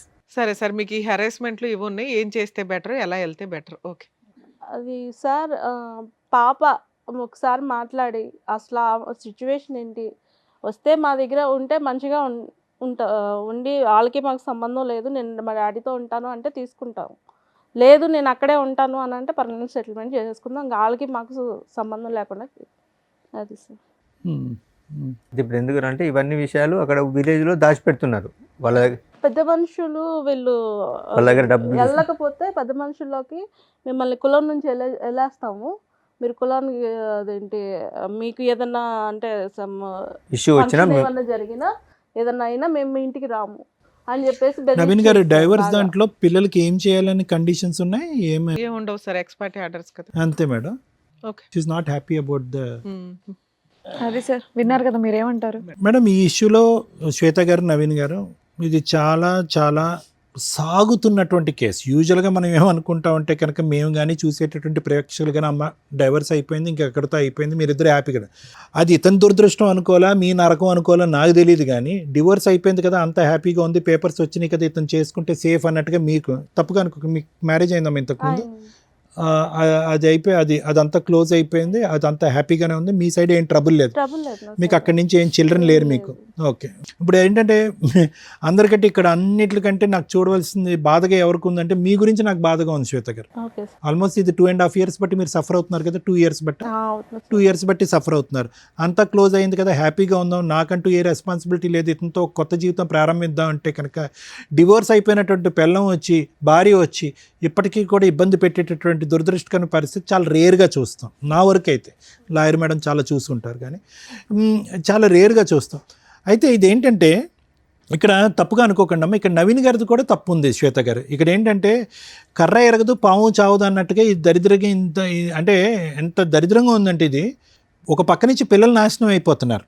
ఆ అమ్మాయిలు ఇద్దరు కూడా వాళ్ళ మెంటాలిటీ ఏంటి, వాళ్ళ వ్యక్తిత్వాలు ఏంటి, వాళ్ళు చదువుకుంటున్నారా లేదంటే ఆస్తుల గురించి పోరాడుతున్నారా, దండయాత్ర చేస్తున్నారా, నాయనమ్మ ఇంటి మీద దండయాత్ర చేస్తున్నారా, లేదంటే దొరికితే మీ ఇళ్ళ మీద దండయాత్ర చేస్తున్నారా, అక్కడ తల్లి మామయ్యతో చేతులు కలిపి ఈరోజు వాళ్ళ జీవితాలు ఎటుపోతున్నాయి అనేటువంటి గత్తెప్పినటువంటి పరిస్థితిలో వాళ్ళు ఉన్నారు ఈరోజు. ఎందుకు ఈరోజు నవీన్ గారు చెప్పడం, ఎందుకంటే ఆవిడతో మనం మాట్లాడలేదు, ఆవిడ ఉద్దేశం ఏంటి, ఆవిడ ఎవరితో ఎటువంటి సంబంధం పెట్టుకుంది అనేటటువంటి అంశం ఈరోజు ఇతను చెప్పినటువంటి దాన్ని బట్టి మనం వీ కెనాట్ డిక్లేర్ చేయటం కూడా కాదు. ఆవిడతో మాట్లాడదామని ప్రయత్నం చేసేటప్పటికి ఆవిడ ఫోన్ మాట్లాడటానికి అంగీకరించలేదు. ఇక నవీన్ గారిని ఎందుకు నేను తప్పుపడుతున్నాను అంటే 3 అంశాలు. ఒకటి తాగుడు, ఆవిడకి ఎక్కడో నమ్మకం పోయింది. ఓకే సరే, ఆవిడ వెళ్ళిపోయిన తర్వాత తాగాడా, ముందు ఉన్నప్పుడు తాగాడా అనేటటువంటిది ఒకటి, అది చిన్న అంశం వేశారు. ఇప్పుడు మానేశాను కదా, ఇప్పుడు ఏం తాగట్లేదని మీరు అంటారు, అది పక్కన పెట్టండి. రెండోది ఏంటంటే బాధ్యత. ఆవిడ ఏంటంటే మొదటి నుంచి ఇతను పని చేయాలి, ఇది చేయాలి, అది చేయాలంది. మూడో అంశం ఏంటంటే కనుక ఈ నాంచుడు ధోరణి ఏదైతే ఉందో, ఆవిడ నాంచిందా ఇతను నాంచాడు అనేది కాదు. వీళ్ళిద్దరూ 2008 పెళ్ళయిన తర్వాత 2023లోనో 22లోనో డైవర్స్ వచ్చిందండి. 22లో సార్, 22లో డైవర్స్ వచ్చింది. అదో 2 ఇదో 2, అంటే దగ్గర 14 సంవత్సరాల పాటు వీళ్ళు కొట్టుకుంటూనే ఉన్నారు. పెళ్లి చేసుకుని పట్టుమని 1-2 సంవత్సరాలు కూడా హ్యాపీగా లేరు, కొట్టుకుంటూనే ఉన్నారు. ఒకసారి ఆవిడ కాంప్రమైజ్ అయితే ఒకసారి ఇతను కాంప్రమైజ్ అవుతారు. ఏది ప్యారలల్గా ఇతను చెప్పినప్పుడు ఏది ఆవిడకి 2013-14 నుంచి ప్యారలల్గా ఇంకొక వ్యక్తితో సంబంధం ఉంది అనేటటువంటిది తెలిసినట్టు కూడా ఆవిడ ఇతని లెక్క ప్రకారం చెప్పిన లెక్క ప్రకారం అక్కడ ఒక గర్భం దాలుస్తుంది, ఆ గర్భాన్ని తీసేస్తుంది, ఆ ప్రెగ్నెన్సీ ఆవిడ అబార్ట్ చేసుకుంటుంది. ఇతనితో ఒకసారి సంసారం చేస్తుంది, ఆ ప్రెగ్నెన్సీ తీస్తుంది, మళ్ళీ ఇంకో పాపను కంటది. అంటే ఈ కన్ఫ్యూజన్లో ఎక్కడో చోట నవీన్ గారు బలంగా నిలబడి ఇతను ఏంటంటే కనుక ఎక్కడ బహుశా ఆ డబ్బులు ఇవ్వాల్సి వస్తుంది, ఆ మెయింటెనెన్స్ ఇవ్వాల్సి వస్తుంది అనేటటువంటి ఆలోచనతో ఏంటో అతని బ్యాక్గ్రౌండ్లో లీగల్గా ఉండేటటువంటి థాట్ ఏంటో నాకు తెలియదు, కానీ ఎప్పుడూ కూడా అతను నాకు ఈవిడ వద్దు, ఈవిడతో నేను సంసారం చేయను, కాపురం చేయను అనేటటువంటి పరిస్థితి వచ్చుంటే కనుక ఈరోజు ఆ ఆడపిల్లలు పుట్టకుండా, అంటే రెండో ఆడపిల్ల పుట్టకుండా అయినా ఉండుండేదమ్మా. ఎందుకంటే వీళ్ళిద్దరి మధ్యన కొద్దో గొప్ప హ్యాపీగా ఉన్న టైంలో పెద్ద ఆడపిల్ల పుట్టేస్తుంది. ఓకే, కానీ వీళ్ళిద్దరి యొక్క డైనమిక్స్ ఎప్పుడు కూడా బ్యాలెన్స్డ్గా లేవు, ఎప్పుడు కూడా బ్యాలెన్స్డ్గా లేవు. ఇతను ఫైనాన్షియల్ రీజన్తోనో ఇంకో బాధ్యత తీసుకుంటుందో, లేదంటే పిండి ఆరేస్తుందో, డబ్బులు ఇవ్వాల్సిన ఉద్దేశంతో తూతూ మంత్రంగా ఆ అమ్మాయిని మళ్ళీ జీవితంలో పిలుచుకున్నాడు. అనవసరం రెండో బిడ్డ పుట్టింది కదమ్మా. అంటే కేవలం ఆ అమ్మాయి ఇతను చెప్పినటువంటి విధంగా ఏంటంటే ఆ అమ్మాయికి బ్యాలెన్స్ లేదు. ఒక పక్క నుంచి బయట బాయ్ ఫ్రెండ్, ఇంట్లో హస్బెండ్, ఈ హస్బెండ్ కావాలి, బాయ్ ఫ్రెండ్ కావాలి, అతనితో ఒకసారి ఇతనితో ఒకసారి అనేటటువంటి విధంగా ఇతను చెప్పిన మాటలు బట్టి ఆ అమ్మాయితో మనం మాట్లాడలేం. ఇతను ఏంటంటే కనుక ఎక్కడ ఈవిడ్ని వదులుచుకుంటే కనుక ఎక్కడ ఫైనాన్షియల్ బర్డెన్ పడుతుంది, లేదంటే ఎక్కడ కోర్టుల చుట్టూ తిరగాలన్న ఉద్దేశంతో వీళ్ళు స్వార్థంతో ఇంకో బిడ్డను కనేసరిగా ఈరోజు. ఇప్పుడు ఆ ఇద్దరు ఆడపిల్లలే కదా ఇప్పుడు తల్లిని మించినటువంటి సైనికులు అయ్యారు. ఆ తల్లి చేసేటటువంటి యుద్ధకాండ దహనకాండ కంటే వాళ్ళిద్దరూ దాడి చేస్తున్నారుగా, నాయనమ్మ మీద పెట్టి కొట్లాడుతున్నారు కదా. అది డబ్బుల గురించా, ఆస్తి గురించా, లేదంటే వాళ్ళకి సరైనటువంటి న్యాయం జరగలేదు అనే ఉద్దేశంతోనే వాళ్ళు అటాక్ చేస్తున్నారు. ఈరోజు వాట్ ఎవర్ ద డైవర్స్ ఏదైతే ఉందో, ఎక్స్పార్టీ డైవర్స్ వచ్చిందో, అందులో ఉండేటటువంటి కండిషన్తో మేమిద్దరం భార్యాభర్తలుగా విడిపోయామనే కానీ ఇతని పిల్లలకి ఎటువంటి న్యాయం చేయట్లేదు అనేటటువంటి ఉద్దేశంతో ఆ తల్లి వాళ్ళని ఉసుగొలుపుతుంది.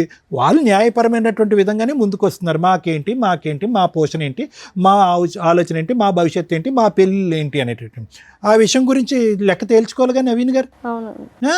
ఇక్కడ ఏంటి ఆవిడ వచ్చి ఇక్కడ ఏంటి నాకు నువ్వు భర్తగా కావాలి, డైవర్స్ మాట పక్కన పెట్టు, నేనే నీతో కాపురం చేస్తాను, నువ్వు సెకండ్ భారీగా నువ్వెవరు అనే మాట ఆవిడ అన్నట్లే.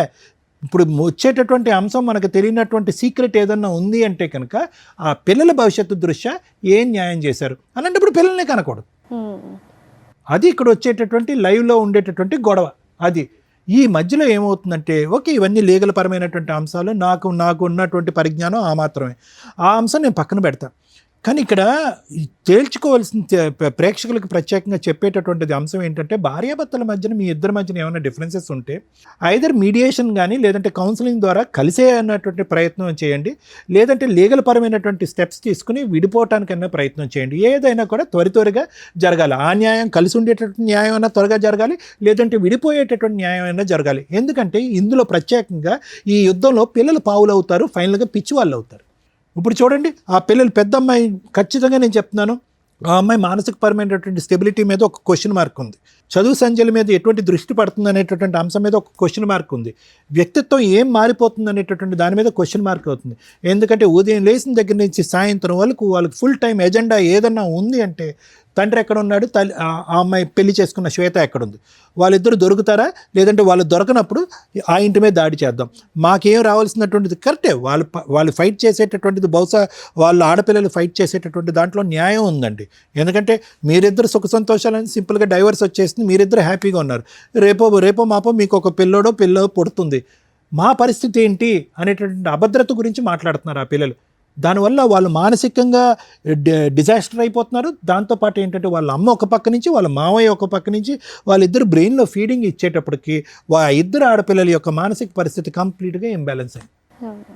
సో నా వరకు ఏంటంటే ఎవరైనా కూడా దయచేసి పిల్లల మీద ఇటువంటి ప్రభావం పడేంతవరకే యాజ్ ఇట్ ఈస్ టీనేజ్లో ఉండేటటువంటి ఆడపిల్లలైనా అబ్బాయిలైనా వాళ్ళ యొక్క ఎడ్రినర్జిక్ రెస్పాన్స్ వల్ల వాళ్ళు కొద్దిగా హైపర్గానే ఉంటారు, అడ్వెంచరస్గానే ఉంటారు, ఛాలెంజింగ్గానే ఉంటారు, స్టబర్న్గా ఉంటారు, మొండిగా. ఇవన్నీ కూడా హార్మోన్ పరమైనటువంటి మార్పు.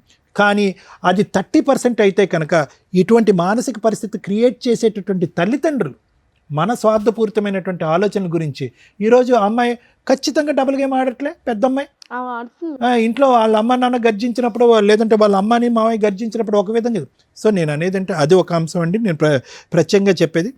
రెండోది ఏంటంటే ఇప్పటికీ కూడా నాకు తెలిసినటువంటి కొద్దిపాటి పరిజ్ఞానంతో నవీన్ గారు ఈరోజు ఖచ్చితంగా మీరు అనుకుంటే కనుక ఇది ఈజీగా తేల్చుకోవచ్చు, ఇది పెద్ద కష్టం కాదు. మీరు కూడా ధైర్యంగా వెళ్ళి పోలీస్ స్టేషన్లో అనవసరంగా డైవర్స్ అయిపోయిన తర్వాత మా భార్య వచ్చి మా మీద హెరాస్ చేస్తుంది, పిల్లల ద్వారా మా మీద దాడి చేపిస్తుంది అనేటటువంటి విధంగా మీరు పోలీస్ స్టేషన్లో కేసు పెడితే కనుక ఇది ఎక్కడో చోట గీత గీయచ్చు. కానీ మీకున్న భయం ఏంటంటే బహుశా ఇక్కడ ఏంటంటే ఎంతో కొంత లెక్క చెప్పో ఫైనాన్షియల్గా వాళ్ళకి ఒక అడ్వాంటేజ్ ఇచ్చో లేదంటే ఒక భవిష్యత్తు పరమైనటువంటి ఒక గ్యారంటీ ఇచ్చో మీరు బయటపడాలి. దానికి మీరు మెంటల్గా ప్రిపేర్ అవ్వలేదు. పెద్ద పాప పాడైపోతుంది, అక్కడ హెరాస్మెంట్ గురవుతుంది, వాళ్ళ అమ్మ దారిలో నడుస్తుంది కాబట్టి నేను పెద్ద పాప మీద జాలి చూపెడుతున్నానంటే కన్న కూతురు కాబట్టి మీకు ఆ ఫీలింగ్ ఉంటుంది. కానీ అది ఇక్కడ ప్రయారిటీగా మాట్లాడవలసినటువంటి అంశం కాదు, అది మనస్ఫూర్తిగా మీ ఆలోచన కూడా కాదు. ఎక్కడ పిల్లలకి లెక్క చెప్పాలో, ఏ విధంగా వాళ్ళు భవిష్యత్తును నిలబెట్టాలో, ఏ విధంగా బాధ్యత తీసుకోవాలో, ఏ విధంగా పెళ్ళిళ్ళు చేయాలో, ఏ విధంగా వాళ్ళిద్దరికి ఒక ఫైనాన్షియల్ స్టెబిలిటీ ఇవ్వాలో అనేటటువంటి ఈ ఎజెండాను చూసి బహుశా మీరు భయపడుతూ ఆ హెరాస్మెంట్కి ఒక పక్క నుంచి మీరు దాసోహం అంటున్నారే కానీ ఆ బ్యాలెన్స్ ఆ లెక్క అనేటటువంటిది తేల్చుకోవటానికి మీరు ఇష్టపడండి. మీరు ఎప్పుడైతే కనుక ఆ లెక్క అనేటటువంటి తేల్చుకుంటారో ఈ కాన్స్టెంట్గా మీ భార్య దగ్గర నుంచి కానీ మీ కూతురుల దగ్గర నుంచి కానీ మీకు కానీ మీ అమ్మగారి మీద కానీ జరిగేటటువంటి హెరాస్మెంట్కి ఫుల్ స్టాప్ చెప్పలేరు అనేటటువంటిది నా అభిప్రాయం. Thank you sir. Madam sir ఇప్పుడు ఏమైనా కేసులు పెండింగ్ ఉన్నాయా? ప్రజెంట్ ఏం లేవు. మొదటి భార్య హక్కులు వర్సెస్ రెండో భార్య హక్కులు వర్సెస్ భర్త హక్కులు, వీటి గురించి కొంచెం బేసిక్ నాలెడ్జ్ ఉంటే ఈ కేసు ఇక్కడ దాకా వచ్చేదే కాదు. ఇక్కడ అప్రిషియేట్ చేయాల్సిన వ్యక్తి ఎవరు అంటే సెకండ్ వైఫ్. ఎందుకు అంటే ఒక వ్యక్తిని నమ్మి ఆల్రెడీ ఫస్ట్ ఏదో డైవర్స్ అవుతాయి, సెకండ్ వ్యక్తిని నమ్మినప్పుడు ఏం చూసింది అంటే డైవర్స్ పేపర్ చూసింది. ఏంటి డైవర్స్ పేపర్స్? ఎక్స్పార్టీ ఆర్డర్స్ వస్తే ఆ ఆర్డర్ లీగల్గా వ్యాలిడా అంటే ఆఫ్టర్ 6 months చేసుకునే మ్యారేజ్ లీగల్గా వ్యాలిడ్. ఇప్పుడు వాళ్ళ ఫస్ట్ వైఫ్ ఛాలెంజ్ చేసి అపీల్ కోర్టులో హైకోర్టులో ప్రొసీడ్ అయితే మీరు చాలా న్యూస్ల్లో చూస్తూ ఉంటారు, డైవర్స్ కేసు పెండింగ్ ఉండగా మ్యారేజ్ వ్యాలిడ్ అని. సగం ఇన్ఫర్మేషనే మీకు తెలుసు. ఇలాంటిది వ్యాలిడ్. ఎలాంటిది? అతను ఎక్స్ పార్టీ ఆర్డర్సో ఏదో తెచ్చుకున్నాక 6 మంత్స్ దాటిపోయినాక వాళ్ళు డైవర్స్ కేసు హైకోర్టులో అప్పీల్‌కి వేసుకున్నప్పుడు, ఈ మ్యారేజ్ డిలే లేతే లోయర్ కోర్ట్‌లోనే రీఓపెన్ చేసినప్పుడు డిలే అయిపోయింది. లిమిటేషన్ అయిపోయింది. లిమిటేషన్ తర్వాత చేసుకునే మ్యారేజ్ లీగల్‌గా వ్యాలిడ్. సో, ఆ డైవర్స్ కేస్ కంటిన్యూ అవుతూనే ఉంటది. ఫైనల్‌గా జడ్జ్ గారు అట్లాంటి కేసుల్లో కొంత కాంపెన్సేషన్ ఆర్డర్ చేస్తారే తప్ప, ఈ సెకండ్ మ్యారేజ్ వ్యాలిడ్ కాదు అని అనరు. సో, ఎవరన్నా జెంట్స్ గాని, లేడీస్ గాని మీకు X party orders, divorce copies కనుక చూపిస్తే 6 మంత్స్ కంప్లీట్ అయిందా లేదా చూసుకొని ఆఫ్టర్ 6 మంత్స్ మ్యారేజ్ చేసుకోండి. అది లీగల్‌గా వ్యాలిడ్. ఫస్ట్ వైఫ్ కానీ, ఫస్ట్ హస్బెండ్ గానీ ఫైటింగ్ చేస్తున్నా కూడా మీకు ప్రాబ్లమ్ లేదు. అవి ఫర్దర్‌గా నడుస్తూ ఉంటాయి. కానీ యూజ్ ఏముంది? ఇప్పుడు ఈ సెకండ్ వైఫ్ హరాస్మెంట్ పడుతున్నట్టు లెక్క. ఆ అమ్మాయికి వేరే ఆప్షన్ లేదు. ఇక్కడ భర్త మంచోడా, చెడ్డోడా, భర్తతో హ్యాపీనెస్ ఏముంది? ఈ మంచి చెడుల గురించి ఆలోచించడం కంటే భర్త ఉంటాడా, ఊడతాడా అనే కన్‌ఫ్యూజన్‌లోకి వెళ్ళిపోతుంది. ఎందుకంటే భర్త హ్యాపీగా లేడు. ఫైనాన్షియల్‌గా సంపాదించడం మీద కాన్సంట్రేషన్ లేదు. సెకండ్ వైఫ్‌ని బాగా చూసుకునే విధం మీద కాన్సంట్రేషన్ లేదు. నా పిల్లలు, నా ఫస్ట్ వైఫ్, మా అమ్మని తంతున్నారు, మా ఇంట్లో వాళ్ళని స్టిల్ 15 ఏళ్ల నుంచి, 20 ఏళ్ల నుంచి ఏ నస జరిగిందో అది సెకండ్ మ్యారేజ్ తర్వాత కూడా కంటిన్యూ అవుతుంది. ఒకవేళ ఎవరైనా అమ్మాయి గాని అబ్బాయిలకి పెద్ద ప్రాబ్లమ్ ఉండదులెండి. ఎందుకంటే అమ్మాయిలు అన్నీ కట్ చేసుకునే వస్తారు ప్రాపర్‌గా. అబ్బాయిల్ని ఎవరన్నా చేసుకుంటుంటే ఈవిడలాగా సఫర్ అవ్వకండి. ఫస్ట్ వైఫ్ తోటి లీగల్‌గా మిగతా లిటిగేషన్స్ అన్నీ క్లియర్ అవుతున్నాయా లేదా? ఇన్ కేస్ అవ్వకపోతే మీరు బాండ్ పేపర్సో, సేఫ్టీగా ఏదైనా ప్రాపర్టీసో రాయించుకోండి. మళ్ళీ మీ వైఫో, మీ పిల్లలో వస్తే పేగుబంధం ఎట్లాగో ఇప్పుడు ఈయనలాగా బాధపడుతూ ఉంటారు. ఆ నస మేము పడుతూ ఉండలేం కదా! మమ్మల్ని ఎందుకు విలన్‌గా చూపించటం. మీ అవసరం వాళ్ళకుంది, ఆళ్ళ అవసరం మీకుంది. సో, కాబట్టి మీకేం తక్కువైనట్టు కాదు. సెకండ్ వైఫ్ వచ్చినాక ఆ పిల్లలు రావడం, రాకపోవడం అనేది మీరు ముందుగా మాట్లాడుకుంటే ఈవిడ పడే మానసిక క్షోభ బయటికి చెప్పకుండా. పాపం ఆవిడ ఒక్క మాట మాట్లాడట్ల. అలాంటి క్షోభ పడకుండా ఉంటారు. సేఫ్ సైడ్‌లో ఉండండి. ఎక్స్ పార్టీ ఆర్డర్స్ తీసుకునేటప్పుడే ఇలాంటి వ్యక్తితోటి 6 మంత్స్ తర్వాత మ్యారేజ్ చేసుకుంటూ ఫస్ట్ వైఫ్‌తో ఫుల్ అండ్ ఫైనల్ సెటిల్మెంట్ అవ్వకపోతే నువ్వేంటి, నీ పిల్లలేంటి, మీ ఆస్తులేంటి, నాకేంటి. ఇది రాసుకొని ఒకవేళ మీ నసేదన్నా ఉంటే బయట చూసుకొని గుమ్మం లోపలికి తీసుకురావద్దు. నన్ను ఇన్వాల్వ్ చేయొద్దు. అలా సేఫ్‌గా చూసుకోగలిగితే చేసుకో, లేకపోతే ఇంకో సంబంధం చూసుకోవడం బెటర్ అండి అని క్లియర్‌గా మాట్లాడుకోండి. ఏదో అంటారు చూడు, ముందే మాట్లాడుకోవడం వల్ల 90% ప్రాబ్లమ్స్ క్లియర్ అవుతాయి. శ్వేత గారు విన్నారా? అవునండి. సో, మీరు ఇరుక్కుపోయారు. సో, మీలాగా కొంతమంది సఫర్ అవ్వకుండా ఉండడానికి ఈ రోజున మీరు ఇక్కడి దాకా వచ్చి మాట్లాడడం అనేది కొంత సేఫ్ సైడ్ అని నా ఉద్దేశం. First wife rights versus husband ఈటి గురించి మాట్లాడదాం ఇప్పుడు.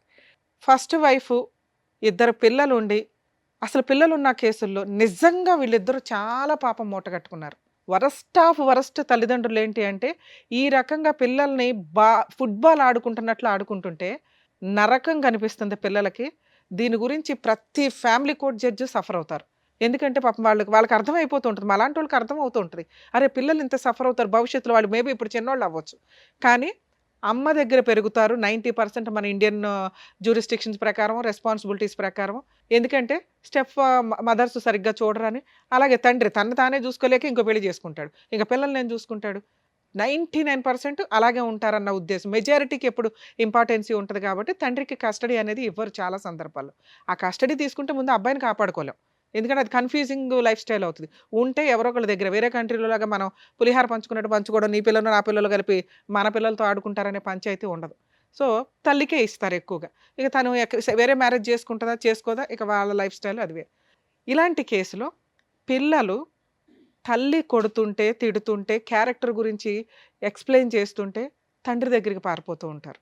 వీళ్ళ ఫస్ట్ అమ్మాయి ఒక ఎగ్జాంపుల్. అలాగే తండ్రి ఏదన్నా చెప్తూ ఉంటే తల్లి దగ్గరికి పారిపోతారు. Perfect drama. అమ్మాయిని అనటానికే లేదు. ఆ పాపం అమ్మాయి మెంటాలిటీని ఎవరు అలా క్రియేట్ చేసింది? తల్లిదండ్రులు. నిజంగా ఇలాంటి తల్లిదండ్రులకి పాపం తగిలిద్ది. ఉంటే మీ దగ్గర పెట్టుకోండి. మీ ఎదవ డ్రామాలకి, మీ ఆస్తి పంపకాలకి, మీ మెయింటెనెన్స్‌ల కోసం పిల్లల్ని బలిపశువులను చేయొద్దు. తల్లి నువ్వు పోరాడు. ఫస్ట్ వైఫ్ ఎవరైతే తల్లి ఉంటదో ఆస్తులు కావాలనుకుంటే నువ్వు ఒక్కదానివే పోరాడు. పిల్లల్ని నానమ్మల దగ్గరకో, తండ్రుల దగ్గరకో పంపించొద్దు. పూర్తిగా మీరే ఉంచుకుందాం అనుకుంటే. లేదా అమ్మ 5 రోజులు ఇక్కడుండు. Saturday, సండేలు daddy దగ్గరికెళ్ళు. పండగలప్పుడు వెళ్ళు. ఇంతే తప్ప మీ పర్సనల్ విషయాల గురించి పిల్లలతోటి ఎద్దవ డ్రామాలు వేయొద్దు. పిల్లలు మీ దగ్గర కావాలనుకున్నప్పుడు ఫీజు కట్టుకోవాలా. ఆయన ఎందుకు కడతాడు? అంత రెస్పాన్సిబిలిటీ లేకపోతే పిల్లల్ని వదిలేసేయండి. పూర్తి కస్టడీ అతనికి ఇచ్చేయండి. ఇది లేకుండా డ్రామాలు ఆడకండి. ఇక ఈ కేసులో worst of worst husband, worst of worst father అని నా ఉద్దేశం. ఎందుకు మేడం అంత దారుణంగా మాట్లాడారు? పాపం అతను మంచిగానే ఉన్నాడుగా. బయటకే మంచి. అతని మెంటాలిటీ కరెక్ట్ కాదు. ఇలా ఉన్న వాళ్ళకి ఈ నస జీవితకాలం కంటిన్యూ అవుతుంది. ఎందుకు అంటే ఆయన ఎక్కడా కూడా ఒక ప్రాబ్లంకి పుని స్టాప్ పెట్టట్లా. వరస్ట్ కొడుకు కూడా ఇంకా దారుణం ఏంటంటే ఎందుకు ఇప్పుడు ఆయనతోటే మాట్లాడి తెలుసుకుందాం. మీలాంటి వాళ్ళని ఈ మధ్య కోర్టుల్లో చూస్తున్నాం. భార్యకి మెయింటెనెన్స్ కట్టొద్దు. నేను ఆ విషయానికి 100% సపోర్ట్ చేస్తాను. ఎందుకంటే మీ ఇద్దరు గట్టిగా 10 రోజులు కాపురాలు చేస్తారు, బయటికి వెళ్ళిపోయి మెయింటెనెన్స్లని జెంట్స్ని జలగల్లాగా పీక్కు తింటున్న మహిళలు బోలెమంది ఉన్నారు. వాళ్ళు నా దృష్టిలో నేను చాలా ఇబ్బందిగా అనుకుంటాను. ఆ మాట అనటం బాగుండదు. కానీ జాబులు చేసుకోవాలా, ఇండివిజువల్గా బతకాలా, కుదిరితే ఫుల్ అండ్ ఫైనల్ సెటిల్మెంట్ చేసుకోవాలా, లేదా భర్తతో కలిసి సర్దుకుపోవాలా. భర్త ఎందుకు పోషించాలి? నువ్వు కూడా పోషించవచ్చు. చదువుకుంటున్నావు, జాబులు చేస్తున్నావు, కుటుంబాన్ని లేడీస్ కూడా పోషించవచ్చు అనేది నా ఉద్దేశం. ఎప్పుడు మంచి భర్త అయితే. మీరు ఎక్కడ మంచి భర్త? ఏమయ్యా నీ శాలరీ ఎంత అంటే, మేడం మా ఆవిడకి అక్రమ సంబంధం ఉంది అందుకే సరిగ్గా చేయలే. సరే అక్రమ సంబంధం వదిలేయచ్చు కదండి, బాబు పిల్లలు ఉన్నారు కావాలి. ఎప్పుడైతే అక్రమ సంబంధం ఉంది అన్నావో ఆవిడొద్దు మనకి. ఎందుకంటే అలాంటి క్యారెక్టర్లెస్ అనే అమ్మాయిని ఇంట్లోకి తెచ్చి నువ్వు ఏ రకంగా పడుకుంటావు, ఏ రకంగా ఇంకో పిల్లని కంటావు? నీ క్యారెక్టరే లేదు కదా. అంటే మీకు అవసరం కేసులు వేస్తే కోర్టుల చుట్టూ తిరగాల, ఏదో రకంగా అబద్ధం చెప్పి ఇంట్లోకి తెచ్చుకొని 4 రోజులు వాడేసుకొని మళ్ళీ కేసులన్నీ క్లోజ్ చేసుకుని మళ్ళీ పోటాడుకుందాం ఫ్రెష్గా. 2, భార్యకి మెయింటెనెన్స్ ఇవ్వకపోతే అది మీ హక్కు, నేనేం మాట్లాడను. మీకు పుట్టిన పిల్లలకి మీరు మెయింటెనెన్స్ ఇవ్వకుండా బాబ్బా జైలుకి వెళ్ళి వచ్చేసారు. ఎందుకు వదిలేయాలి మిమ్మల్ని? వాళ్ళు చేస్తున్నది 100% కరెక్ట్. మీ ఫస్ట్ వైఫ్ చేస్తున్నది 100% కరెక్ట్, వాళ్ళ బ్రదర్ చేస్తున్నది 100% కరెక్ట్. అప్పనంగా ఒక అమ్మాయిని పెళ్లి చేసుకొని ఆవిడ క్యారెక్టర్ అసాసినేషన్ చేసేసి మళ్ళీ దానికి ఒక ఎవిడెన్స్గా కూతుర్ని పెట్టుకొని ఇక ఈరోజు కూతురు పరువు కూడా తీసేశారు. ఇక్కడికి వచ్చి వాళ్ళకి ₹1 ఇవ్వకుండా, మేడం బాగా నస్తుందండి, మమ్మల్ని చంపేస్తున్నారు, మా అమ్మని మీరు మీలాంటి కొడుకు ఉండడం వల్ల మీ అమ్మ తన్నులుతుంది. మనవరాల చేతుల్లోనూ, కోడల చేతుల్లోనూ, వాళ్ళ బ్రదర్ చేతుల్లోనూ పోలీస్ స్టేషన్లకు తిరుగుతున్నారు, నర్రకం పడుతున్నారు. వీటన్నిటికీ రీజన్ ఏంటో తెలుసా? మీ బిహేవియర్. మీరు ఒక ఇంటర్ చదివో బయటకు వచ్చిన పిల్లలు కూడా ఈ రోజున 15,000 అన్న మాట నేను వినట్ల. కనీసం 2025కి వచ్చేసరికి వాళ్ళు ఆటోమేటిక్గా 30లు 40లు సంపాదిస్తున్న సొసైటీలో మనం ఉన్నాం. మీరు స్టిల్ ఇప్పటికీ 15,000 అని చెప్తున్నారు తెలుసా? 18 మేడం. 18 చూసారా? 3,000 మీకు చాలా. ఆఫ్టర్ ఆల్ సార్ ఈరోజు మనం ఒక చోట నుంచి ఇంకో చోటకి వెళ్తే 3,000 ఈజీగా అయిపోతాయి. అలాంటి 18,000 మీరు ఎన్ని రోజుల నుంచి సంపాదిస్తున్నారో నాకు అర్థం కాల. ఈవిడికి చెప్పడానికి ఏదో జాబ్ చేసి ఉంటారు, అదే కంటిన్యూ. కానీ ఇక్కడ మీరు కరెక్ట్గా లేరు కదా. అది క్లియర్ చేసుకోవాలి ఫస్ట్. ఓకే, నన్ను ఎవరో ఒకరికి న్యాయం చేయండి. మిమ్మల్ని నమ్ముకుని ఒక అమ్మాయి వచ్చింది, ఈవిడే మీ లైఫ్. ఇంకా పిల్ల, రెండో పిల్ల, ఫస్ట్ భార్య ఇవి కాదు. ఈవిడికి ఫస్ట్ అమ్మాయికి నేను న్యాయం చేయాలా, రమ్య గారు చెప్తున్నారు. పిల్లలకి న్యాయం చేయాలా, రమ్య గారు చెప్తున్నారు. కన్న తల్లికి న్యాయం చేయాలా, రమ్య గారు చెప్తున్నారు. నన్ను నమ్ముకొని ఇంకో అమ్మాయి వచ్చింది, ఆవిడకన్నా న్యాయం చేద్దాం, ఇక్కడ నుంచి కొత్త లైఫ్ స్టార్ట్ చేద్దాం అని అనుకుంటే ఇంకోసారి ఇట్లాంటి స్టేజ్ మీద కూర్చోకండి. ఏం చేయాలి మరి? ఈ అమ్మాయిని కాపాడాలంటే వాళ్ళకి న్యాయం చేయాలి. ఈ అమ్మాయికి న్యాయం చేయాలంటే ఏం చేయాలి? వాళ్ళకి న్యాయం చేయాలి. మీ అమ్మకి న్యాయం చేయాలంటే ఏం చేయాలి? వాళ్ళకి న్యాయం చేయాలి. ఏమి న్యాయం చేయాలా? ఉన్నది ఒక 6 లక్షలు ఇల్లు, అది మీ అమ్మగారిది. ఉన్నది ఒక 1/2 ఎకరం, అది 3 వాటాలు. అంటే మీ దగ్గర ఏమీ లేవు పంపకాలు చేయడానికి. మీ అమ్మగారి తదనంతరం మిగిలేదు కూడా 1 లక్షే. ఆ ఇల్లు మీ ముగ్గురు పంచుకుంటే. అర్థమవుతుందా? ఎక్కడో 1 లక్ష, అక్కడో 2 లక్షలు, 3 లక్షలు మీ దగ్గర ఉన్న పంచాయతీ. ఆ అమ్మాయికి ఫుల్ అండ్ ఫైనల్ సెటిల్మెంట్ అవ్వకపోతే భూమి బద్దలైనా మీకు ఈ ప్రాబ్లం సాల్వ్ అవ్వదు. పోనీ మీరు అక్కడెక్కడన్నా దాన్ని పుని స్టాప్ పెడుతున్నారా? పెట్టట్లా. ఏ పెద్ద మనుషులు సార్ డైవర్స్ వచ్చిన తర్వాత అమ్మా నువ్వు వెళ్ళి కలుసుండు అనేది ఎందుకన్నారో తెలుసా? ఆ పెద్ద మనుషులు ఆ అమ్మాయికి పిల్లలకి న్యాయం చేయడం కోసం. పిల్లలు ఉన్నారు కాబట్టి మీరు కలిసి ఉండండి అల్లా. పిల్లల్ని రోడ్డు మీద వేసేవరా నువ్వు? ఆ పిల్లలు ఉండడానికి షెల్టర్ కావాలని మీ ఇంట్లోకి పంపించారు అంతే తప్ప వాళ్ళు మీకు అన్యాయం చేయలేదు, ఆ అమ్మాయికి ఏమీ న్యాయం చేయలే. కానీ లీగాలిటీ ఒకటి ఉందిగా. వన్స్ డైవర్స్ వచ్చినాక ఫోర్స్ఫుల్గా మీ అమ్మగారి ఇంట్లోకి అంటే అత్తగారి ఇంట్లోకి ఫోర్స్ఫుల్గా వెళ్ళే రైట్స్ ఏ కోడలికి ఉండవు తల్లి. ఈయన మీద ప్రాపర్గా కేసులు వేసుకుని ఉంటే సరిపోయేది. ఎంత తెలివితేటలంటే వరస్ట్ ఫాదర్ అని నేను ఎందుకు అన్నానంటే, పిల్లలకి ఇవ్వాల్సిన 2 లక్షలు మీరు అరేంజ్ చేసుకోకుండా 1 మంత్ జైలుకి వెళ్ళారండి. సరే ఆ అమ్మాయికి ఇవ్వాల్సింది ఇవ్వద్దు, పిల్లలకు ఒక 50,000 సర్దుకోవాలిగా. మేడం నేను 50,000 ఇస్తానండి. వాళ్ళు మొత్తం ఏ కోర్టు కూడా మీకున్న 1,50,000 2 లక్షల ఎరియర్స్లో మేడం నేను 2 రోజులు 50,000 కడతాను అంటే ఖచ్చితంగా మీకు టైం ఇస్తారు. సరేనా 50 కట్టండి, 1 వీక్లో కట్టే అంటారు తప్ప ఎన్ని డేట్లు ఇస్తారో తెలుసా? ఎందుకంటే ఆ అమ్మాయికి పిల్లలకి న్యాయం చేయాలి. ఎందుకంటే ఎవరో అని అర్థమైపోద్ది వాళ్ళకి. వచ్చినంత వసూలు చేసి పెడదామని జడ్జెస్ డేట్ ఇస్తూనే ఉంటారు. మిమ్మల్ని జైలుకి పంపిస్తే వాళ్ళకి ఏమి రావు. క్లియర్, అక్కడతో క్లియర్. అర్థమవుతుందా? అమ్మ ఇలాంటి కేసుల్లో హస్బెండ్ ఏమి ఇవ్వకపోతే జైలుకి వెళ్తే వెళ్ళనివ్వడు, వాళ్ళకి బుద్ధి వస్తుంది. కానీ అలవాటు అయిపోయింది ఇక్కడ. సో పిల్లలకి మెయింటెనెన్స్ వసూలు చేసుకునే హక్కు మీకు ఉంటుంది. ఈ రకంగా నసగా వెళ్ళటం కరెక్ట్ కాదు. ఎందుకంటే ఇప్పుడు ఈ ఎఫెక్ట్ మీ జీవితం మీద పడింది, ఇతని జీవితం మీద పడింది, పిల్లల మీద పడుతుంది. ఇంకెంత పాపం మూట కట్టుకుంటాం? ఎప్పుడైతే జైలుకి వెళ్ళాడో ఆయన క్యారెక్టర్ అధపాతాళానికి వెళ్ళిపోయింది. పిల్లలకి మెయింటెనెన్స్ ఇవ్వకుండా వెళ్ళిన వ్యక్తి విషయంలో పెద్ద మనుషులు కానీ కోర్టులు కానీ ఏమీ చెయ్యవు. వేస్ట్. ఇంకా అట్లాంటి వాళ్ళు ఉన్నా వేస్ట్ అనుకోండి. దయచేసి పెద్ద మాట మాట్లాడా, మీకు అర్థమైతే బెటర్. కనీసం పిల్లల్ని ఎట్లా ప్రొటెక్ట్ చేసుకోవాలి, పిల్లల్ని ఎట్లా చదివించుకోవాలి. గవర్నమెంట్ చదువులు చాలా ఉన్నాయి తల్లి, చదివించుకోండి. వాళ్ళని ఫుట్బాల్ లాగా ఆడితే రేపొద్దుట ఇవే లక్షణాలు పిల్లకి వస్తాయి. మీలాంటివి తల్లుల దగ్గర పెరిగితే వాళ్ళు ఏం సొసైటీలో ఎలా తండ్రి అంటే ఏంటి, భర్త అంటే ఏంటి, కుటుంబం అంటే ఏంటి తెలియదు. క్రూయల్గా మారిపోతూ ఉంటారు. వాళ్ళకి వాళ్ళు ఏదో చేసుకుంటూ ఉంటారు, సర్వనాశనం అయిపోవాలి డబ్బు కోసం, అంతే. క్యారెక్టర్లే పోతాయి తల్లి, అర్థం చేసుకోండి. మీ పిల్లల కోసం మేము బాధపడుతున్నాం ఇక్కడ. మీ వైఫ్ ఎవరన్నా విని ఉంటే కనుక, ఫస్ట్ వైఫ్ తల్లి రిక్వెస్ట్ చేస్తున్నాను, ఇక వదిలేయండి ఆయన్ని. జస్ట్ కోర్టులో మెయింటెనెన్స్ కేసు ఒకటి వేసుకోండి. మీరు ఎలాగో ఇంకో పెళ్లి చేసుకోరు, ఆయన మెయింటెనెన్స్ కట్టకుండా అప్పుడప్పుడు జైలుకి వెళ్తూనే ఉంటాడు, వెళ్ళనివ్వండి చాలు. పిల్లల ఫీజులు మీరే కట్టుకోండి, ఎందుకంటే ఆయన కట్టడు. మేము ఈరోజు కట్టమని చెప్పినా కూడా ఆయనకు అర్థం కాదు, ఇక్కడ నుంచి సర్దుకొని వెళ్తాడే తప్ప. అంత పర్ఫెక్ట్ వ్యక్తి. సార్ మీ విషయానికి వస్తే, మమ్మల్ని నమ్ముకొని వచ్చారు కదా, మీకు కాస్త లా అండ్ ఆర్డర్ ఉంటుందిగా, న్యాయం చెప్పాలి, చెప్తాం. మీ అమ్మగారిని ప్రొటెక్ట్ చేసే రైట్స్ మీకు చాలా ఉన్నాయి. మీరు ఎక్కడా కూడా ప్రాపర్ వేలో వెళ్ళట్ల. రూపాయి వదలకూడదు, అందరూ వెళ్ళిపోవాలా, డ్రామాలు ఆడేయాలి. ఇది కరెక్ట్ కాదు. మీరు మారండి ఇప్పటికైనా. ఇక చిన్న వయసులో ఉన్నారు, ఇంకా బోల్డంత లైఫ్ ఉంది, ఒక మంచి అమ్మాయి దొరికింది మీకు. మీరు ఇక్కడ బ్రెయిన్లో ప్యూర్గా అవ్వకపోతే ఇది ఇలాగే కంటిన్యూ అవుతుంటుంది. ఈవిడ ఎంతకాలం భరిస్తారో ఒకసారి ఆలోచించుకోండి. సో ఇప్పుడు పిల్లలకి మిమ్మల్ని ఏదో ఇచ్చే సెటిల్ చేసుకోండి అంటే వాళ్ళ ముగ్గురికి కలిపి మీరు ఆ పెద్ద మనుషుల దగ్గర కూర్చొని, మా ఇంటికి రావద్దు, మా అమ్మ దగ్గరికి రావద్దు, ఫుల్ అండ్ ఫైనల్ సెటిల్మెంట్ ఇదిగోండి, నేను 50,000 ఇవ్వగలను, ఈ 1,00,000 ఇవ్వగలను, తీసుకుంటారా, ఇంకా నా ఇంటికి రావద్దు, అగ్రిమెంట్ రాసి పడేసి మెయింటెనెన్స్లో ఏదైనా లోక్ అదాలత్లో పెట్టుకోండి. ఎందుకంటే మీ వైఫ్ని మేము నమ్మలేము. పెద్ద మనుషుల దగ్గర కాదు, కోర్టులో ఏ కేసుల ద్వారా కాదు, legal cell authority Lok Adalat అని ఒకటి ఉంటుంది. మీరు ఎక్కడైతే ఉంటారో అక్కడికి వెళ్ళి మీది అవుట్ ఆఫ్ కోర్టు సెటిల్మెంట్ అయితే అక్కడ కూర్చొని ఫుల్ అండ్ ఫైనల్ సెటిల్మెంట్ చేసుకుని అందులో రాయించుకుంటే భవిష్యత్తులో పిల్లలు కానీ, ఆ అమ్మాయి కానీ, మీ మీద కానీ, మీ ఆస్తుల మీద కానీ ఏ కేసులు వేయడానికి ఉండదు. 1,00,000 మాట్లాడుకుంటారు, 2,00,000 మాట్లాడుకుంటారు, మీ తాహత కొద్ది మాట్లాడితే మీరు సేవ్ అవుతారు, ఈవిడ సేవ్ అవుతుంది. ఇక 2, మేడం వాళ్ళు ఒప్పుకోలేదు, నా తాహత అంతే, నేను 1,00,000 ఇస్తానన్నాను, వాళ్ళు యాక్సెప్ట్ చేయలేదు, వాళ్ళు 50,00,000 అడుగుతున్నారు, నేను ఎక్కడో అప్పు చేసి మా తమ్ముడు వీళ్ళు వాళ్ళు తలా పంచాయతీ పెడితే 2,00,000 అయినాయి, అయినా వాళ్ళు ఒప్పుకోవట్లేదు అంటే మీ అమ్మగారి చేత కోర్టులో మీకు ఒక అడ్వకేట్ని పెట్టుకోండి. ఫస్ట్ అడ్వకేట్ ద్వారా మీ అమ్మగారి చేత ఒక డొమెస్టిక్ వైలెన్స్ కేసు కానీ, ఇంజెక్షన్ ఆర్డర్ కానీ, రిస్ట్రైన్ ఆర్డర్ అంటారు, నా సరౌండింగ్కి వీళ్ళు ఎవరు రావద్దు, ఎవరైతే ఫోర్స్ఫుల్గా వస్తున్నారో ఆ వ్యక్తులు రావద్దు అని చెప్పి కోర్టులో కేసు ఫైల్ చేసుకునే రైట్స్ మీ అమ్మగారికి ఉంటే ఆవిడ తరపున మీరు ఒక అడ్వకేట్ని పెట్టి ఒక కంప్లైంట్ వేయించండి. Just restrain order, civil proceedings. అది ఆవిడ ఇంటికి ఇంకెవరు రారు. ఎవరు?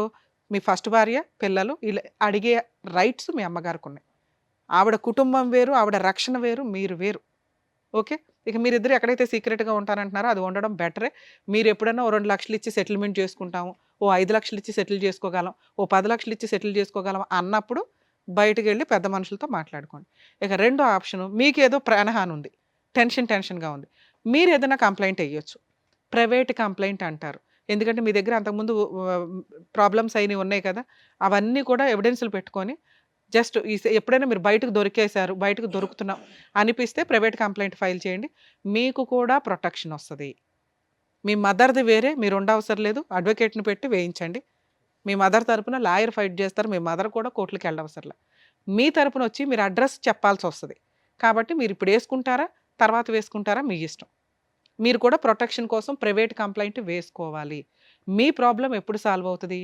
ఫుల్ అండ్ ఫైనల్ సెటిల్మెంట్ అయిన రోజే సాల్వ్ అవుతుంది. అమ్మ ఫస్ట్ వైఫ్కి చెప్తున్నాను, ఇందాక చెప్పాను క్యారెక్టర్ల గురించి, పిల్లల గురించి. అలాగే మీ క్యారెక్టర్ని ఇక్కడ ఎవ్వరూ ఏం మాట్లాడట్లేదు తల్లి. ఎందుకంటే మీ హస్బెండే మాకు నచ్చలే, నాకు నచ్చలే. ఎందుకు అంటే ఆయన మీ గురించి చాలా ఎలిగేషన్స్ చెప్పేశాడు. పిల్లలు ఉన్నారు కాబట్టి అవి నిజం కాదని అనుకుందాం. ఎందుకంటే మీ అమ్మాయి మాటలు కూడా మేము నమ్మం. మీ కూతురే వచ్చి చెప్పిందండి, ఆయన దగ్గర ప్రాపర్ ఎవిడెన్స్ లేవు, మీ ఆయనే నమ్మాడు నిన్ను. మా ఆవిడ మంచిదండి అనే నీతో ఇంకోసారి పిల్లలకి అన్నాడు. సో మీ పిల్లలు ఉన్న కేసుల్లో మీ క్యారెక్టర్ని మేము ఇక్కడ ఎవ్వరూ మాట్లాడట్లా. మీరు క్యారెక్టర్ లెస్సా, అబ్బాయితో అక్రమ సంబంధాలు ఉన్నాయా లేదా అని. మీ కూతురు చెప్పింది కూడా మేము నమ్మట్లేదమ్మా. ఎందుకంటే ఆ అమ్మాయి మైనరు, అలాగే ఆ అమ్మాయి చాలా అబద్ధాలు, అక్కడ మాటలు ఇక్కడ, ఇక్కడ మాటలు అక్కడ ఎంటర్టైన్ అవ్వడం కోసం చెప్తుంది. సో మీ క్యారెక్టర్ని మేము ఇక్కడ ఏమీ మాట్లాడట్లేదు. ఇక 3, పిల్లల మెయింటెనెన్స్ కోసం మీరు ఒక ఎంసీ కేసు ఫైల్ చేసుకోండి. ఆయన దొరికితే జైలుకి వెళ్తూ ఉంటాడు. ఇట్లాంటివి ఆయన్ని జైలుకి పంపించడానికే మీరు చూసుకుంటూ ఉండండి ఆ ఎంసీ ద్వారా, లేదా అప్పుడు ఫుల్ అండ్ ఫైనల్ సెటిల్మెంట్ చేసుకుంటాడు. దయచేసి అత్తగారి దగ్గరికి వెళ్ళకండి అమ్మా, ఎందుకంటే ఆవిడే ముసలావిడ. ఎందుకు ఇవన్నీ ఇప్పటికే బోళ్ళంత ఏమో చేస్తే ఇవన్నీ కష్టాలు వస్తున్నట్టు లెక్క, అవి పిల్లలకి ఇబ్బంది కూడా అవుతున్నాయి. ఇది నా personal request madam. Thank you madam. So అదండి, సో మేడం చెప్పింది మీకు క్లియర్గా అర్థమైంది అనుకుంటాను. సో చెప్పినట్టుగా చేయండి అండ్ మీరు కూడా జాగ్రత్త. Thank you. Thank you. So thank you so much sir. Thank you so much madam. Naveen Kumar గారు ఆయన సమస్య చెప్పుకోవడానికి వచ్చారు. ఏం చేస్తే బాగుంటుందని చెప్పినందుకు థ్యాంక్ యూ సో మచ్. మరో కథతో మళ్ళీ కలుద్దాం.